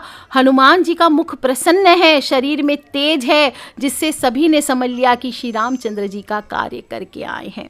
मिले सकल अति भय सुखारी, तलफत मीन पाओ जिमि भारी। चले हरषि रघुनायक पासा, पूछत कहत नवल इतिहासा। तब हनुमान जी सभी से मिले और सब बहुत ही सुखी हुए, जैसे तड़पती हुई मछली को जल मिल गया हो। और सब हर्षित होकर नई नई बातों को पूछते पूछते श्री रघुनाथ जी के पास चले। तब मधुवन भीतर सब आए, अंगद समंत मधु फल खाए। रखवारे जब बर्जन लागे, मुष्टि प्रहार हनत सब भागे। तब सभी लोग मधुवन के भीतर आए और अंगद की सम्मति से सबने मधु और फल खाए। और जब रखवाले बरजने लगे, तब घूंसों की मार मारते ही सब रखवाले भाग छूटे। उन सब ने जाकर पुकारा कि युवराज अंगद वन उजाड़ रहे हैं। और यह सुनकर सुग्रीव हर्षित हुए कि वानर प्रभु का कार्य करके आए हैं। जो न हुई सीता सुधि पाई, मधुवन के फल सकही की खाई। ए विधि मन विचार कर राजा, आई गए कपि सहित समाजा। यदि सीता जी की खबर ना पाई होती तो क्या वे मधुवन के फल खा सकते थे। इस प्रकार राजा सुग्रीव मन में विचार कर रहे थे कि समाज सहित वानर आ गए और सबने आकर सुग्रीव के चरणों में सिर नवाया। कपिराज सुग्रीव सभी से बड़े प्रेम के साथ मिले। उन्होंने कुशल पूछी, तब वानरों ने उत्तर दिया, आपके चरणों के दर्शन से सब कुशल है। श्री राम जी की कृपा से विशेष कार्य हुआ, कार्य में विशेष सफलता हुई है। हे नाथ, हनुमान जी ने सब कार्य किया और सब वानरों के प्राण बचा लिए। यह सुनकर सुग्रीव जी हनुमान जी से फिर मिले और सब वानरों समेत श्री रघुनाथ जी के पास चले। और श्री राम जी ने जब वानरों को कार्य किए हुए आते देखा तो उनके मन में विशेष हर्ष हुआ और दोनों भाई स्फटिक शिला पर बैठे थे। सब वानर जाके उनके चरणों पर गिर पड़े। प्रीति सहित सब भेंटे रघुपति करुणा पुंज, पूछी कुशल नाथ अब कुशल देखी पदकंज, सियावर रामचंद्र जी की जय, पवन सुत हनुमान जी की जय।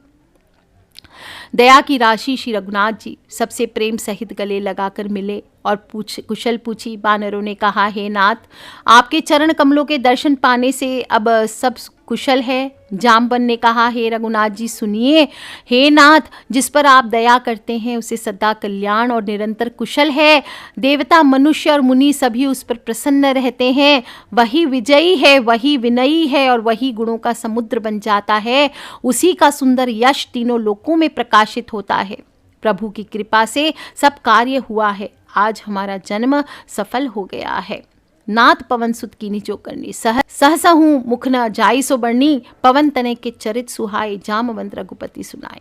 हे नाथ, पवन पुत्र हनुमान ने जो करनी की उसके 1000 मुखों से भी वर्णन नहीं किया जा सकता है। तब जाम्बवान ने हनुमान जी के सुंदर चरित्र श्री रघुनाथ जी को सुनाए और उस चरित्र को सुनने पर कृपा निधि श्री रामचंद्र जी के मन को बहुत ही अच्छे लगे और उन्होंने हर्षित होकर हनुमान जी को फिर हृदय से लगा लिया। बोलिए श्री रामचंद्र भगवान की जय, हनुमान जी महाराज की जय। और कहा, हे तात, कहो सीता किस प्रकार रहती है और अपने प्राणों की रक्षा कैसे करती है। कहूँ तात, कहीं भांति जानकी, रहती करती रक्षा स्वप्राण की। नाम पाहरू दिवस निसी, ध्यान तुम्हार कपाट, लोचन निज पद जंत्रिता, जाहि प्राण के ही बाट, सियावर रामचंद्र जी की जय, पवन सुत हनुमान जी की जय। हनुमान जी कहने लगे, आपका नाम रात दिन पहरा देने वाला है, आपका ध्यान ही किवाड़ है, नेत्रों को अपने चरणों में लगाई रहती है, यही ताला लगा है। फिर प्राण जाएं तो किस मार्ग से, चलते समय उन्होंने मुझे चूड़ामणि उतार कर दी है। श्री रघुनाथ जी ने उसे लेकर हृदय से लगा लिया। चलत मोही चूड़ामणि दीनी, रघुपति हृदय लगाई सोई लीनी, नाथ चुकल लोचन भरी बारी, बचन कहे कछु जनक कुमारी। हनुमान जी ने फिर कहा, हे नाथ, दोनों नेत्रों में जल भरकर जानकी जी ने मुझसे कुछ वचन भी कहे हैं। छोटे भाई समेत प्रभु के चरण पकड़ना, कहना आप दीन बंधु हैं, शरणागत के दुखों को हरने वाले हैं और मैं मन वचन और कर्म से आपके चरणों की अनुरागिणी हूँ। फिर हे स्वामी, आप मुझे किस अपराध से त्याग दिए। अवगुण एक मोर में माना, बिछुरत प्राण न किन्न पयाना। हाँ, एक दोष मैं अपना मानती हूँ कि आपका वियोग होते हुए भी मेरे प्राण नहीं चले गए, किंतु हे नाथ, यह तो नेत्रों का अपराध है जो प्राणों के निकलने में हठपूर्वक बाधा देते हैं। बिरह अग्नि है, शरीर रुई है, सीता के अति विपत्ति विशाला, बिन ही कहे भली दीन दयाला। सीता जी की विपत्ति बहुत बड़ी है, हे दीन दयालु, वह बिना कहे ही अच्छी है। कहने से आपको बड़ा कलेश होगा। निमिष निमिष करुणा निधि, जाहि कलप सम भीति, बेगी चले प्रभु आने, बुझ बल खल दल जीति, सियावर रामचंद्र जी की जय, पवन सुत हनुमान की जय। हे करुणा निधान, उनका एक एक पल कल्प के समान बीत रहा है, अतः हे प्रभु तुरंत चलिए और अपनी भुजाओं के बल से दुष्टों के दल को जीत कर सीता मैया को ले आइए। और सीता जी का दुख सुनकर सुख के धाम प्रभु के कमल नेत्रों में जल भर आया और बोलने लगे, मन वचन और शरीर से जिसे मेरी ही गति, मेरा ही आश्रय है, उसे क्या स्वप्न में भी विपत्ति हो सकती है। कह हनुमंत विपत्ति प्रभु सोई, जब तब सुमिरन भजन न होई, केतिक बात प्रभु जात उधान की, रिपु ही जीती आनी भी जान की।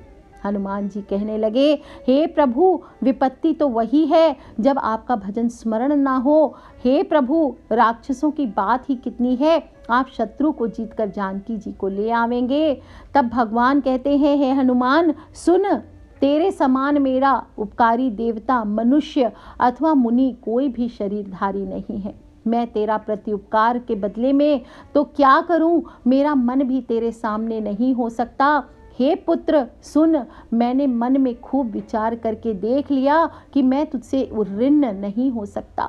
देवताओं के रक्षक प्रभु बार बार हनुमान जी को देख रहे हैं। नेत्रों में प्रेम अश्रुओं का जल भरा है और शरीर अत्यंत ही पुलकित है। सुनी प्रभु बचन बिलो की मुख, गात हर्ष हनुमंत चरण परेउ परे माकुल। त्राहि त्राहि भगवंत सियावर रामचंद्र जी की जय, पवन सुत हनुमान जी की जय। प्रभु के वचन सुनकर और उनके प्रसन्न मुख तथा पुलकित अंगों को देखकर हनुमान जी हर्षित हो गए और प्रेम में विकल होकर, हे भगवान मेरी रक्षा करो, हे भगवान मेरी रक्षा करो, ऐसा कहते हुए श्री राम जी के चरणों में गिर पड़े। प्रभु उनको बार बार उठाते रहे, परंतु प्रेम में डूबे हुए हनुमान जी को चरणों से उठाना सुहाता कहाँ था। प्रभु का कर कमल हनुमान जी के सिर पर है और उस स्थिति का स्मरण करके शिव जी भी प्रेम मग्न हो गए। सावधान मन करी पुनि शंकर, लागे कहन कथा अति सुंदर। कपि उठाई प्रभु हृदय लगावा, कर गही परम निकट बैठा बा। बोलो सियावर रामचंद्र जी की जय। फिर मन को सावधान करके शंकर जी अत्यंत ही सुंदर कथा कहने लगे। हनुमान जी को उठाकर प्रभु ने हृदय से लगाया, हाथ पकड़कर अत्यंत निकट बैठाया और हे हनुमान बताओ तो, रावण के द्वारा सुरक्षित लंका और उसके बड़े बांके किले को तुमने किस तरह जलाया। हनुमान जी ने प्रभु को प्रसन्न जाना और अभिमान रहित वचन बोले, साखा मग के बड़ी मनुसाई, साखा थे साखा पर जाई। नाथ सिंधु हाटक पुरजारा, निशिचर गण विधि विपिन उजारा। बंदर का बस यही बड़ा पुरुषार्थ है कि वह एक डाल से दूसरे डाल पर चला जाता है। मैंने जो समुद्र लांघकर सोने का नगर जलाया और राक्षस गण को मारकर अशोक वन को उजाड़ डाला, यह सब तो हे श्री रघुनाथ जी आप ही की कृपा का प्रताप है। हे नाथ, इसमें मेरी कोई बड़ाई नहीं है। हे प्रभु, जिस पर आप प्रसन्न हो उसके लिए कुछ भी कठिन नहीं है। आपके प्रभाव से रुई, जो स्वयं बहुत जल्दी जल जाने वाली वस्तु है, वह भी बड़वा नल को निश्चय ही जला सकती है। यानी असंभव भी संभव हो सकता है। नाथ भगति अति सुखदायिनी, देहु कृपा करियो अनपायनी। हे नाथ, मुझे अत्यंत सुख देने वाली अपनी निश्चल भक्ति कृपा करके दीजिए। हनुमान जी की अत्यंत ही सरल वाणी सुनकर हे भवानी, तब प्रभु श्री रामचंद्र जी ने एवमस्तु कहा, ऐसा ही हो। यह संवाद जासू रावा, रघुपति चरण भगति सोई पावा। हे उमा, जिसने श्री रामचंद्र जी का स्वभाव जान लिया, उसे भजन छोड़कर दूसरी बात सुहाती ही नहीं है। यह स्वामी सेवक का संवाद जिसके हृदय में आ गया, वही श्री रघुनाथ जी के चरणों की भक्ति पा गया। और प्रभु के वचन सुनकर वानर गण कहने लगे, कृपालु आनंद कंद श्री राम जी की जय हो। सुनी प्रभु वचन कहे कृपिबंदा, जय जय जय कृपाल सुख कंदा। तब रघुपति कपिपते ही बुलावा, कहाँ चले कर करहूँ बनावा। तब श्री रघुनाथ जी ने कपिराज सुग्रीव को बुलाया और कहा, चलने की तैयारी करो, चलने की तैयारी करो। अब विलंब किस कारण किया जाए, वानरों को तुरंत आज्ञा दो। भगवान की यह लीला रावण वध की तैयारी देखकर बहुत से फूल बरसाकर और हर्षित होकर देवता आकाश से अपने अपने लोक को चले। कपिपति बेगी बुलाए आई, जुथप जूत नाना बरन अतुल बल। बानर भालू बरूद सियावर रामचंद्र की जय। बानर राज सुग्रीव ने शीघ्र ही वानरों को बुलाया। सेनापतियों के समूह आ गए। बानर भालुओं के झुंड अनेक रंगों के हैं और उनमें अतुलनीय बल है। वे प्रभु के चरण कमलों में सिर नवाते हैं।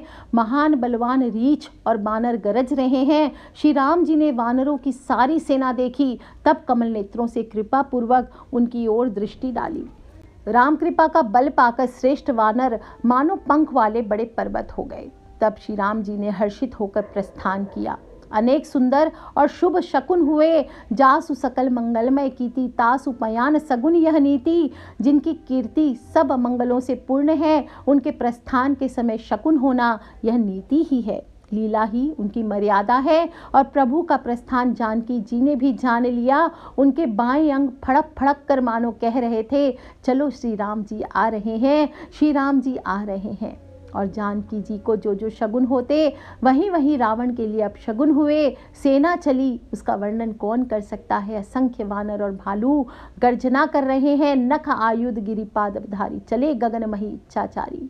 नख ही जिनके शस्त्र हैं, वे इच्छा अनुसार सर्वत्र बेरोक टोक चलने वाले रीछ वानर पर्वतों और वृक्षों को धारण किए हुए कोई आकाश मार्ग से, कोई पृथ्वी पर चले जा रहे हैं। वे सिंह के समान गर्जना कर रहे हैं।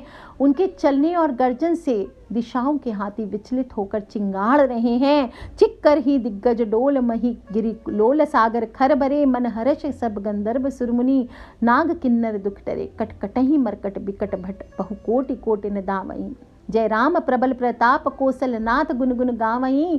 और दिशाओं के हाथी चिंगाड़ने लगे, पृथ्वी डोलने लगी, पर्वत चंचल हो गए और समुद्र खलबला उठे। गंधर्व देवता मुनि नाग किन्नर सब के सब मन में हर्षित हुए कि अब हमारे दुख टल गए हैं।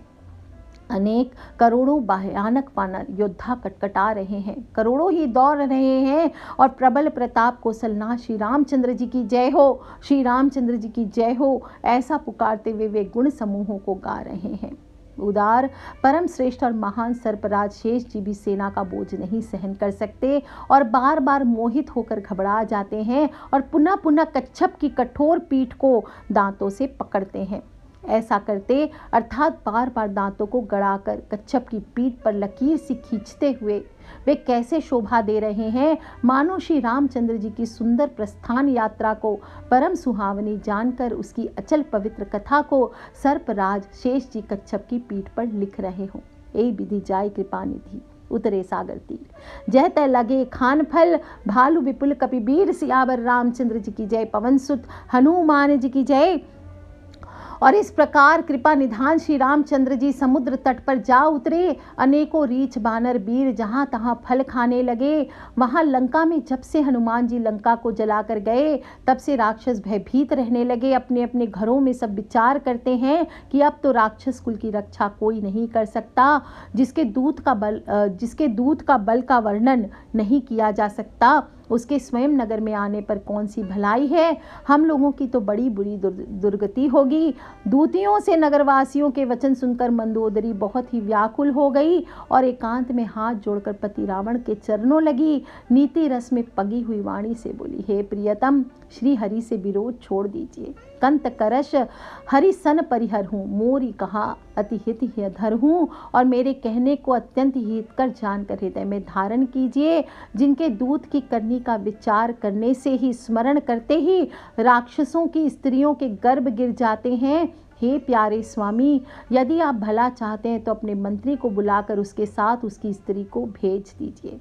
सीता आपके कुल रूपी कमलों के बन को दुख देने वाली जाड़े की रात्रि के समान आई है। हे नाथ सुनिए, सीता को लौटा दीजिए। बिना शंभु और ब्रह्मा के लिए भी आपको भला नहीं हो सकता। श्री राम जी के बाण सर्पों के समूह के समान है और राक्षसों के समूह मेंढक के समान है।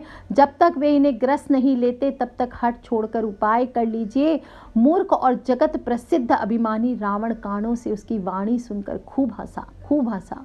बोला, स्त्रियों का स्वभाव सचमुच ही डरपोक होता है। मंगल में भी भय करती हो। तुम्हारा मन बहुत ही कच्चा। जौ आवई मरकट कटकाई, जे ही बिचारे निशिचर खाई, कंप ही लोकप जाकी त्रासा, तासु नारी सभीत बड़ी हासा।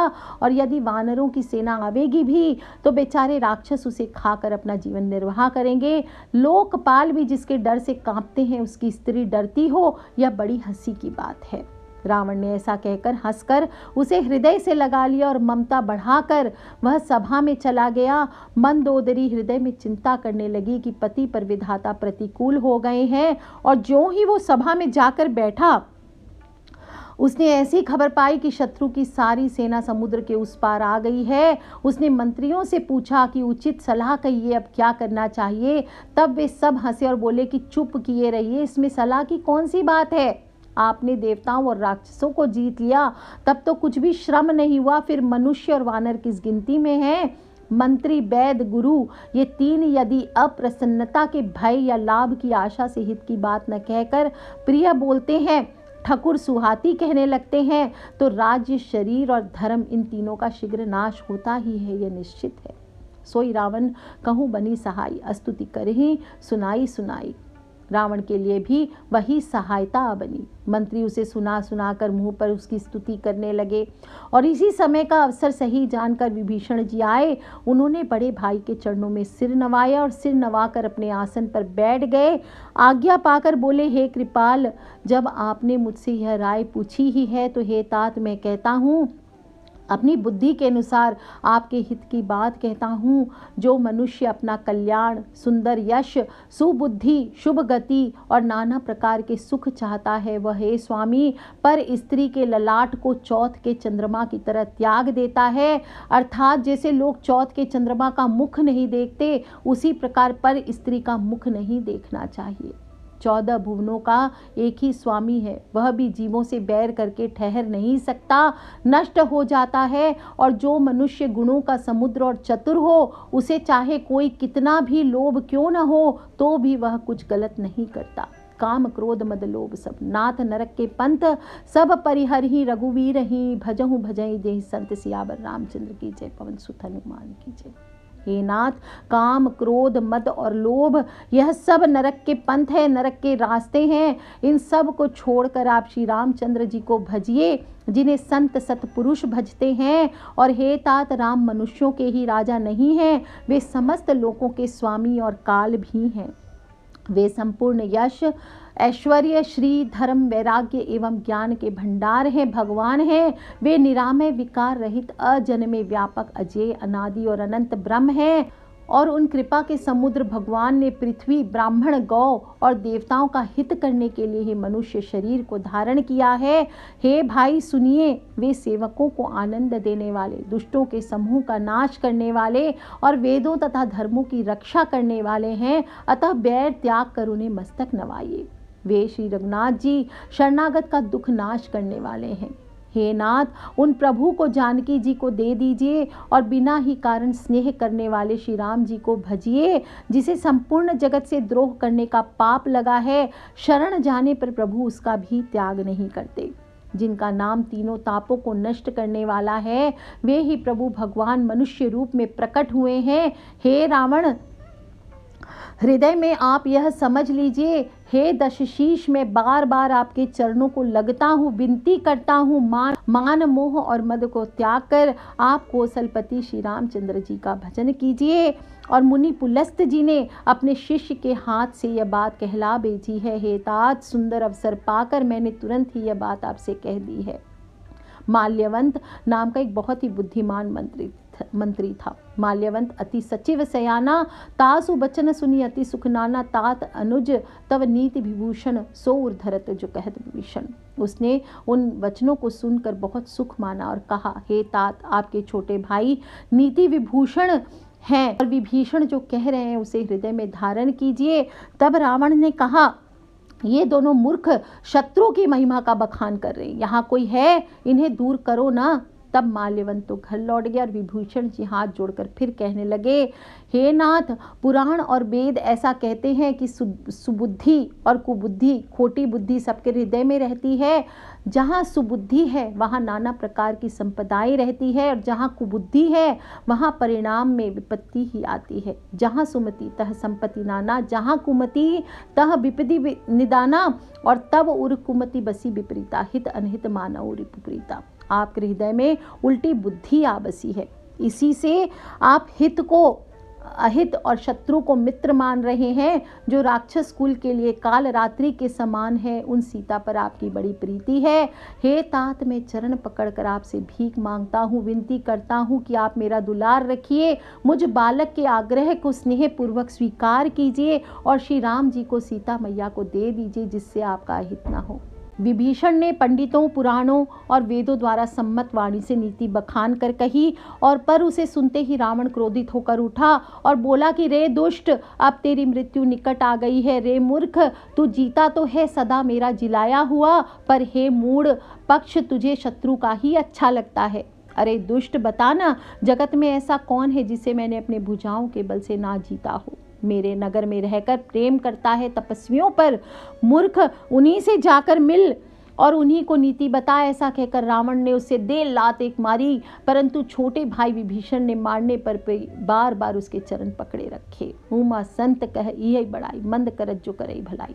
शिव जी कहते हैं, हे उमा, संत की यही बात में बड़ी महिमा है कि बुराई करने पर भी बुराई करने वाले की भलाई ही करते हैं। और विभीषण जी ने कहा, आप मेरे पिता के समान हैं, मुझे मारो सो तो अच्छा ही किया, परंतु हे नाथ, आपका भला श्री राम जी को भजने में ही है। और इतना कहकर विभीषण अपने मंत्रियों को साथ लेकर आकाश मार्ग में गए और सबको सुनाकर कहने लगे, राम सत्य संकल्प प्रभु सभा काल बस तोरी, मैं रघुबीर शरण अब जाऊं, देहि जानिक होरि सियावर रामचंद्र जी की जय। पवन सुत हनुमान जी की जय। श्री राम जी सत्य संकल्प एवं सर्व समर्थ प्रभु हैं और हे रावण, तुम्हारी सभा काल के वश में है, अतः मैं अब श्री रघुवीर की शरण जाता हूँ, मुझे दोष न देना। अस कही चला विभीषण जब ही, आयुहीन भये सब तब ही। ऐसा कहकर विभीषण जी ज्यों ही चले त्यों ही सब राक्षस आयुहीन हो गए, उनकी मृत्यु निश्चित हो गई। शिव जी कहते हैं, हे भवानी, साधु का अपमान तुरंत ही संपूर्ण कल्याण की हानि कर देता है, और रावण ने जिस क्षण विभीषण को त्यागा उसी क्षण वह अभागा ऐश्वर्यहीन हो गया। और विभीषण जी हर्षित होकर मन में अनेकों मनोरथ करते हुए श्री रघुनाथ जी के पास चले। सोचते जाते थे, मैं जाकर भगवान के कोमल और लाल वर्ण के सुंदर चरण कमलों के दर्शन करूंगा, जो सेवकों को सुख देने वाले हैं, जिन चरणों का स्पर्श पाकर ऋषि पत्नी अहिल्या तर गई, जो दंडक वन को पवित्र करने में लगे हैं, जिन चरणों को जानकी जी ने हृदय में धारण कर रखा है, जो कपट मृग के साथ पृथ्वी पर उसे पकड़ने को दौड़े थे, और जो चरण कमल साक्षात शिवजी के हृदय रूपी सरोवर में विराजते हैं, मेरा अहो भाग्य है, उन्हीं को आज मैं देखूंगा। जिन चरणों की पादुकाओं में भरत जी ने अपने मन लगा रखा है, आहा, आज मैं उन्हीं चरणों को अभी जाकर इन नेत्रों से देखूंगा। इस प्रकार प्रेम सहित विचार करते हुए शीघ्र ही समुद्र के इस पार श्री रामचंद्र जी की सेना थी, वहां आ गए। और वानरों ने विभीषण को आते देखा तो उन्होंने जाना कि शत्रु का कोई खास दूत है। उन्हें पहरे पर ठहराकर वे सुग्रीव के पास आए और उनको सब समाचार कह सुनाए। सुग्रीव ने श्री रामचंद्र जी के पास जाकर कहा, हे रघुनाथ जी सुनिए, रावण का भाई आपसे मिलने आया है। प्रभु श्री राम जी ने कहा, हे मित्र, तुम क्या समझते हो, तुम्हारी क्या राय है। वानर राज सुग्रीव ने कहा, हे महाराज सुनिए, राक्षसों की माया जानी नहीं जाती, यह इच्छा अनुसार रूप बदलने वाले छलियां हैं, न जाने किस कारण से आए हैं, जान पड़ता है ये मूर्ख हमारा भेद लेने आए हैं, इसलिए मुझे तो यही अच्छा लगता है कि इसे बांध कर रखा जाए। तब श्री राम जी कहते हैं, मित्र, तुमने नीति तो अच्छी विचारी, परंतु मेरा प्रण तो है कि शरणागत के भय को हर लेना। और प्रभु के वचन सुनकर हनुमान जी हर्षित हुए, मन में मन कहने लगे, भगवान जय कैसे शरणागत वत्सल हैं, शरण में आए हुए पर पिता की भांति प्रेम करने वाले हैं। श्री राम जी फिर कहते हैं, जो मनुष्य अपने अहित का अनुमान करके भी शरण में आए हुए का त्याग कर देते हैं, वे पामर हैं, क्षुद्र हैं, पापमय हैं, उन्हें देखने से भी हानि लगती है। और जिसे करोड़ों ब्राह्मणों की हत्या लगी हो, शरण में आने पर मैं भी उसको तब भी नहीं त्यागता। जीव ज्यों ही मेरे सम्मुख होता है, त्यों ही उसके करोड़ों जन्मों के पाप नष्ट हो जाते हैं। पापी का यह सहज स्वभाव होता है कि मेरा भजन उसे नहीं सुहाता। यदि वह रावण का भाई निश्चय ही दुष्ट हृदय का होता तो क्या वो मेरे सम्मुख आ सकता था। जो मनुष्य निर्मल मन का होता है वही मुझे पाता है। मुझे कपट और छल छिद्र नहीं सुहाते। यदि उसे रावण ने भेद लेने को भेजा है तो भी हे सुग्रीव, अपने को कुछ भी भय या हानि नहीं है, क्योंकि हे सखे, जगत में जितने भी राक्षस हैं, लक्ष्मण क्षण भर में उनको मार सकता है। और यदि वह भयभीत होकर मेरी शरण में आया है तो मैं उसे प्राणों की तरह रखूंगा। कृपा के धाम श्री रामचंद्र जी ने हंसकर कहा, दोनों ही स्थितियों में उसे ले आओ। तब अंगद और हनुमान सहित सुग्रीव जी कपालु श्री राम जी की जय, श्री राम जी की जय कहते हुए चले। सादर ते ही आगे करीबान चले, जहाँ रघुपति करुणाकर दूर ही ते देखे दो भ्राता, नैनानंदान के दाता। विभीषण जी को आदर सहित आगे करके वानर फिर चले, जहाँ करुणा के खान श्री रघुनाथ जी थे और नेत्रों को आनंद का दान देने वाले अत्यंत सुखद दोनों भाइयों को विभीषण जी ने दूर से देखा। फिर शोभा के दाम श्री राम जी को देखकर वे पलक रोक कर ठिठक कर एकटक देखते रह गए।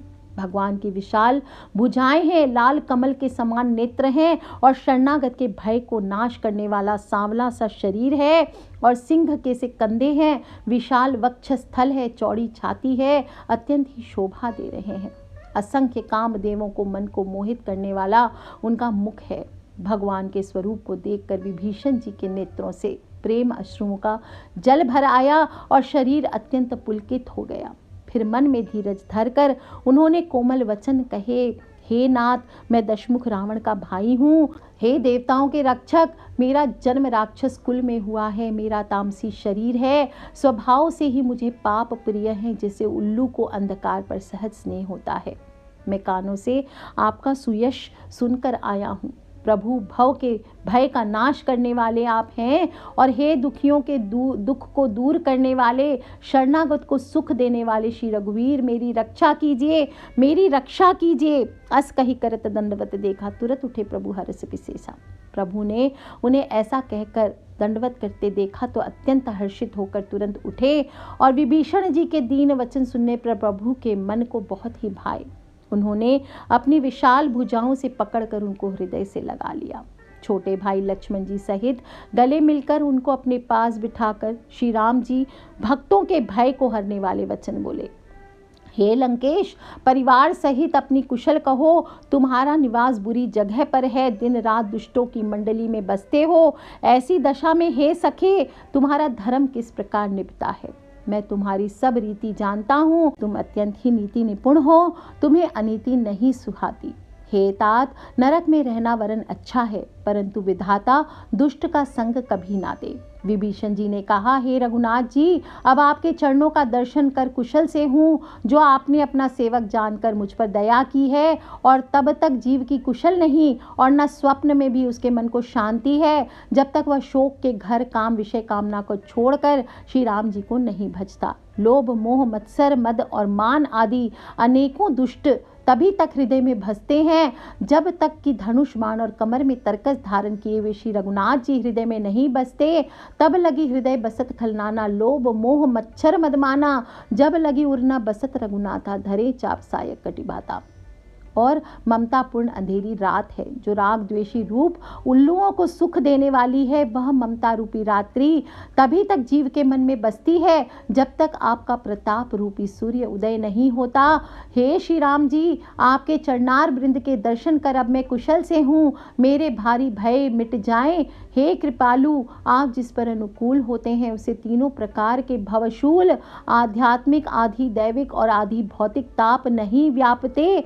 मैं निसीचर अति अधम स्वभाव, मैं अत्यंत नीच स्वभाव का राक्षस हूँ। मैंने कभी शुभ आचरण नहीं किया और जिनका रूप मुनियों के भी ध्यान में नहीं आता, उन प्रभु ने स्वयं हर्षित होकर मुझे हृदय से लगा लिया। हो भाग्य मम अमित अति, राम कृपा सुख पुंज, देखो नयन बिरंच सेव्य जुगल पद कंज, सियावर रामचंद्र जी की जय। हे कृपा और सुख के पुंज श्री राम जी, मेरा अत्यंत असीम सौभाग्य है, जो मैंने ब्रह्मा और शिव जी के द्वारा सेवित जुगल चरण कमलों को अपने नेत्रों से देखा और सुनहु सखा निज कहूँ सुभाई। तब श्री राम जी कहते, हे सखा सुनो, मैं तुम्हें अपना स्वभाव कहता हूँ, जिसे काक भुषुंडी शिव जी और पार्वती जी भी जानती हैं। कोई मनुष्य संपूर्ण जड़ चेतन जगत का द्रोही हो, यदि वह भी भयभीत होकर मेरी शरण तक आ जाए और मद मोह तथा नाना प्रकार के छल कपट त्याग दे, तो मैं उसे बहुत शीघ्र साधु के समान कर देता हूँ। माता पिता भाई पुत्र स्त्री शरीर धन घर मित्र और परिवार, इन सब के ममत्व रूपी तागों को बटोर कर और उन सब की एक डोरी बनाकर, उसके द्वारा जो अपने मन को मेरे चरणों में बांध लेता है, जो समदर्शी है, जिसे कुछ इच्छा नहीं है, जिसके मन में हर्ष शोक और भय नहीं है, ऐसा सज्जन मेरे हृदय में कैसे बसता है, जैसे लोभी के हृदय में धन बसा करता है। तुम सरीखे संत मुझे अत्यंत ही प्रिय हैं। मैं और किसी के देह को धारण नहीं करता। जो सगुण साकार भगवान के उपासक हैं, दूसरों के हित में लगे रहते हैं, नीति और नियमों में दृढ़ हैं और जिन्हें ब्राह्मणों के चरणों में प्रेम है, वे मनुष्य मेरे प्राणों के समान हैं। हे लंकापति सुनो, तुम्हारे अंदर ये सभी गुण हैं और इसलिए तुम मुझे अत्यंत ही प्रिय हो। श्री रामचंद्र जी के ऐसे वचन सुनकर सब वानरों के समूह कहने लगे, कृपा के समूह, श्री राम जी की जय हो, श्री राम जी की जय हो।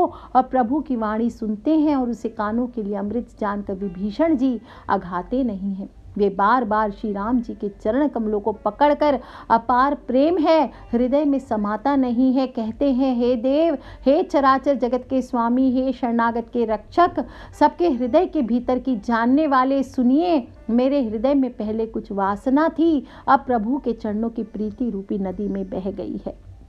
अब तो हे कृपालु, शिव जी के मन को सदैव प्रिय लगने वाली अपनी पवित्र भक्ति मुझे दे दीजिए। एवमस्तु, ऐसा ही हो, कहकर रणधीर प्रभु श्री राम जी ने तुरंत ही समुद्र का जल मांगा और कहा, हे सखा, यद्यपि तुम्हारी इच्छा नहीं है पर जगत में मेरा दर्शन अमोघ है, वह निष्फल नहीं जाता। ऐसा कहकर श्री रामचंद्र जी ने उनको राज तिलक कर दिया।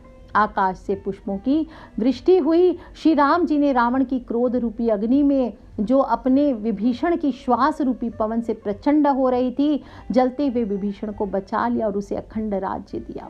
शिव जी ने जो संपत्ति रावण को 10 सिरों की बलि देने पर दी थी, वही संपत्ति श्री रघुनाथ जी ने विभीषण को बहुत सकुचाते हुए दी। और ऐसे परम कृपालु प्रभु को छोड़कर जो मनुष्य दूसरों को भजते हैं, वे बिना सिंग और पूंछ के पशु है।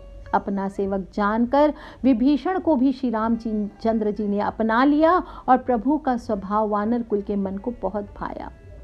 फिर सब कुछ जानने वाले, सबके हृदय में बसने वाले, सर्वरूप, सबसे रहित, उदासीन कारण से मनुष्य बने हुए तथा राक्षसों के कुल का नाश करने वाले श्री राम जी नीति की रक्षा करने वाले वचन बोले। सुनो कपीस लंकापति बीरा, केहि विधि तरई जलधि गंभीरा। हे वीर, वानर राज सुग्रीव और लंकापति विभीषण, सुनो, इस गहरे समुद्र को किस प्रकार पार किया जाए। अनेक जाति के मगर, सांप और मछलियों से भरा हुआ यह अत्यंत अथाह समुद्र पार करने में सब प्रकार से कठिन है। विभीषण जी कहते हैं, हे रघुनाथ जी सुनिए, यद्यपि आपका एक बाण ही करोड़ों समुद्र को सोखने वाला है, तथापि नीति ऐसी कही गई है कि पहले जाकर समुद्र से प्रार्थना कीजिए। हे प्रभु, समुद्र आपके कुल में बड़े पूर्वज हैं, ये विचार कर आपको उपाय बतला देंगे। तब रीछ और वानरों की सारी सेना बिना ही परिश्रम के समुद्र के पार उतर जाएगी। तब श्री राम जी कहते हैं, हे सखा, तुमने अच्छा उपाय बतलाया, यही किया जाए यदि देव सहायक हो। यह सलाह लक्ष्मण जी के मन को अच्छी नहीं लगी। तब राम जी के वचन सुनकर उन्होंने बहुत दुख पाया। लक्ष्मण जी कहने लगे, हे नाथ, देव का कौन भरोसा, मन में क्रोध कीजिए और समुद्र को सुखा डालिए। यह देव तो कायर के मन का एक आधार है, आलसी लोग ही देव देव पुकारा करते हैं। यह सुनकर श्री रघुवीर जी हंसे, बोले, ऐसा ही करेंगे, मन में धीरज रखो। और ऐसा कहकर छोटे भाई को समझाकर प्रभु श्री रघुनाथ जी समुद्र के समीप गए। पहले उसे सिर नवाकर प्रणाम किया, फिर किनारे पर कुशा बिछाकर बैठ गए। और ज्यों ही विभीषण जी प्रभु के पास आए, त्यों ही रावण जी उनके पीछे दूत भेजे। कपट से वानर का शरीर धारण कर उन्होंने सब लीलाएं देखी और अपने हृदय में प्रभु के गुणों और शरणागत पर उनके स्नेह की सराहना करने लगे। फिर वे प्रकट रूप में भी अत्यंत प्रेम के साथ श्री राम जी के स्वभाव की बड़ाई करने लगे और उन्हें दुराव यानी कपट वेश भूल गया। सब वानरों ने जाना कि ये शत्रु के दूत है और उन सबको बांधकर सुग्रीव जी के पास ले गए। सुग्रीव ने कहा, सब वानरों सुनो, राक्षसों के अंग भंग करके भेज दो। सुग्रीव के वचन सुनकर वानर दौड़े। दूतों को बांधकर उन्होंने सेना के चारों ओर घुमाया और वानर उन्हें बहुत तरह से मारने लगे। वे दीन होकर पुकारते थे, फिर भी वानरों ने उन्हें नहीं छोड़ा। तब दूतों ने पुकार कर कहा, जो हमारे नाक कान काटेगा उसे कौशलाधीश श्री राम जी की सौगंध। यह सुनकर लक्ष्मण जी ने सबको निकट बुलाया। उन्हें बड़ी दया लगी। इससे हंसकर उन्होंने राक्षसों को तुरंत छोड़ दिया और रावण को यह चिट्ठी देना, ये कहकर, हे कुलघातक, लक्ष्मण जी के शब्दों संदेशों को बाँचो। फिर उस मूर्ख से जबानी यह मेरा उदार कृपा से भरा हुआ संदेश कहना कि सीता जी को देकर उनसे मिलो, नहीं तो तुम्हारा काल आ गया।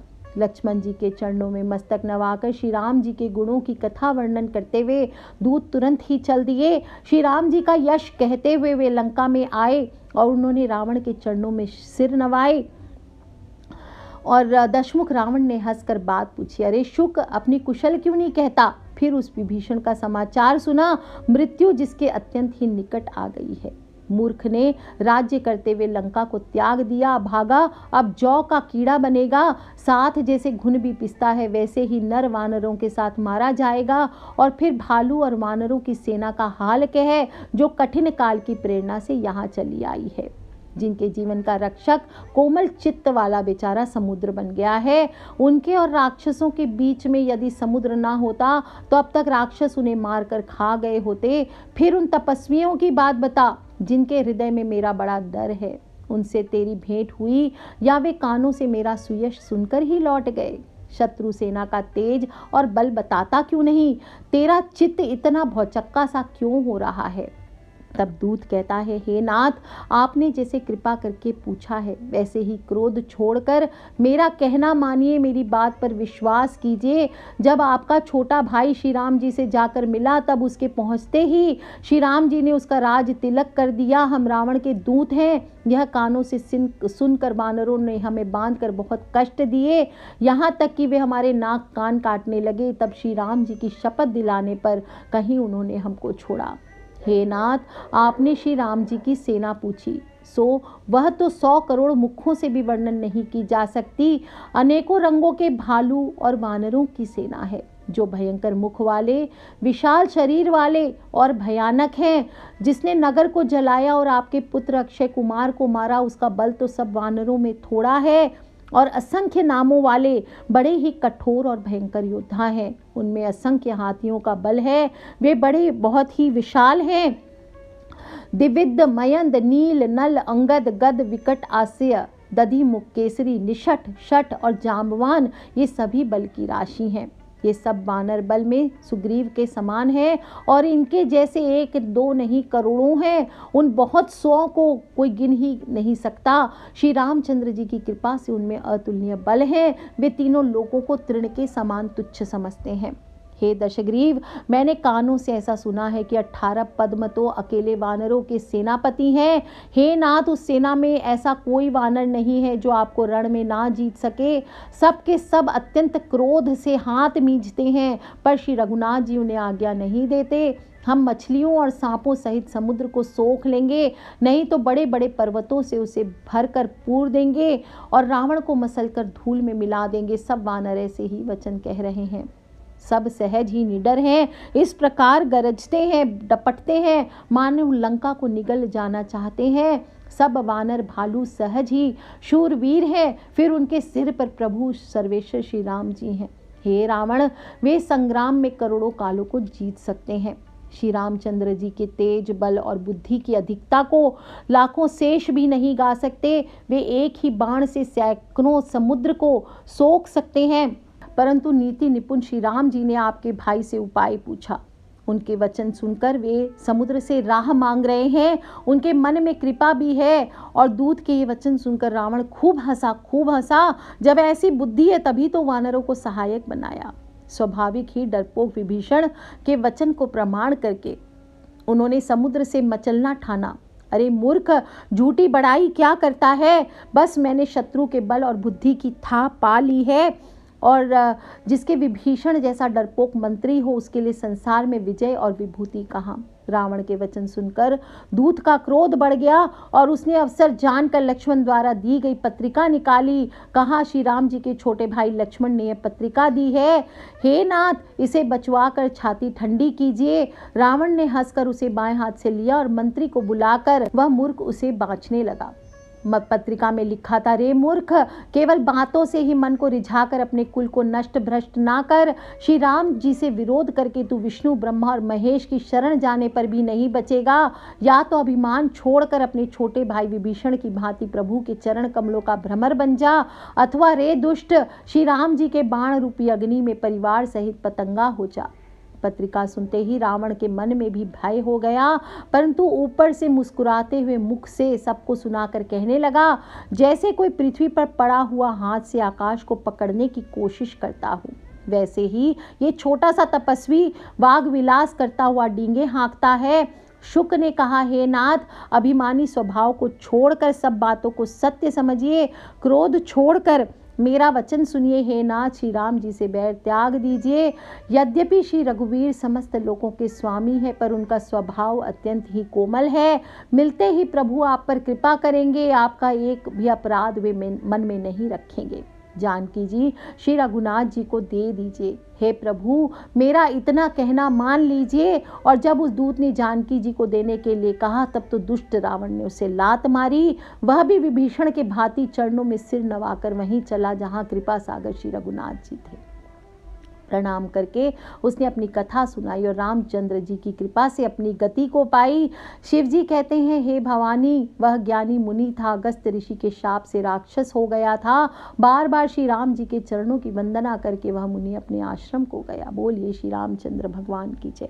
इधर 3 दिन बीत गए, किंतु जड़ समुद्र विनय नहीं मानता। तब श्री राम जी क्रोध सहित बोले, बिना भय के प्रीति नहीं होई। हे लक्ष्मण, धनुष बाण को लाओ, मैं अग्नि बाण से समुद्र को सोख डालूं। मूर्ख से विनय, कुटिल के साथ प्रीति, और स्वाभाविक ही कंजूस से सुंदर नीति। ममता में फंसे हुए मनुष्य से ज्ञान की कथा, अत्यंत लोभी से वैराग्य का वर्णन, क्रोधी से शम की बात और कामी से भगवान की कथा। इनका वैसा ही फल होता है जैसे ऊसर में बीज बोने से होता है। ममता रत सन ज्ञान कहानी, ममता रथ सन ज्ञान कहानी, अति लोभी सन बिरति बखानी, क्रोध ही सम काम ही हरि कथा, ऊसर बीज बये फल जथा। इसलिए ऐसा कहकर श्री रघुनाथ जी ने धनुष चढ़ाया और यह मत लक्ष्मण जी को मन को बहुत अच्छा लगा। प्रभु ने भयानक अग्नि बाण संधान किया, जिससे समुद्र के हृदय के अंदर अग्नि की ज्वाला उठी। मगर सांप तथा मछलियों के समूह व्याकुल हो गए, और जब समुद्र ने जीवों को जलते जाना, तब सोने के थाल में अनेक मणियों रत्नों को भरकर अभिमान छोड़कर वह ब्राह्मण के रूप में आया। काकभूषुंडी जी कहते हैं, हे गरुड़ जी सुनिए, चाहे कोई करोड़ों उपाय करके सींचे, पर केला तो काटने पर ही फलता है। नीच विनय से नहीं मानता, डांटने पर ही झुकता है, रास्ते पर आता है। और समुद्र ने भयभीत होकर प्रभु के चरण पकड़कर, हे नाथ, मेरे सब अवगुण दोष क्षमा कीजिए। हे नाथ, आकाश वायु अग्नि जल और पृथ्वी इन सब की करनी स्वभाव से ही जड़ है। आपकी प्रेरणा से माया ने इन्हें सृष्टि के लिए उत्पन्न किया है, और सब ग्रंथों में यही गाया गया है। जिसके लिए स्वामी की जैसी आज्ञा है, वह उसी प्रकार से रहने में सुख को पाता है। प्रभु ने अच्छा किया जो मुझे शिक्षा दी, किंतु मर्यादा भी आपकी ही बनाई हुई है। ढोल गंवार शूद्र पशु और स्त्री ये सभी शिक्षा के अधिकारी हैं। ढोल गंवार शूद्र पशु नारी सकल ताड़ना के अधिकारी, और प्रभु प्रताप में जाब सुखाई, उतरहि कटकुन मोर बढ़ाई। प्रभु के प्रताप से मैं सूख जाऊंगा और सेना पार उतर जाएगी। इसमें मेरी बड़ाई नहीं है, मेरी मर्यादा नहीं रहेगी, तथापि प्रभु की आज्ञा अपेल है। ऐसा वेद गाते हैं। अब आपको जो अच्छा लगे मैं तुरंत वही करूं। समुद्र के अत्यंत विनीत वचन सुनकर कृपालु श्री रामचंद्र जी ने मुस्कुराकर कहा, हे तात, जिस प्रकार वानरों की सेना पार उतर जाए वह बताओ। नाथ, नील नल कपिद्वय भाई, लरि के ऋषि आशीष पाई। समुद्र ने कहा, हे नाथ, नील और नल 2 वानर भाई हैं, जिन्होंने लड़कपन में ऋषि के आशीर्वाद को पाया था, और उनके स्पर्श कर लेने से ही भारी भारी पहाड़ भी आपके प्रताप से समुद्र पर तैर जाएंगे। मैं भी प्रभु की प्रभुता को हृदय में धारण कर अपने बल के अनुसार सहायता करूंगा। हे नाथ, इस प्रकार समुद्र को बांधिए, जिससे तीनों लोकों में आपका सुंदर यशगान हो। इस बाण से मेरे उत्तर तट पर रहने वाले पाप के राशि दुष्ट मनुष्यों का वध कीजिए। कृपालु और रणधीर श्री रामचंद्र जी ने समुद्र के मन की पीड़ा को सुनकर उसे तुरंत ही हर लिया, और श्री राम जी का भारी बल और पौरुष देखकर समुद्र हर्षित होकर सुखी हो गया। उसने उन दुष्टों का सारा चरित्र प्रभु को कह सुनाया, फिर चरणों की वंदना करके समुद्र में चला गया।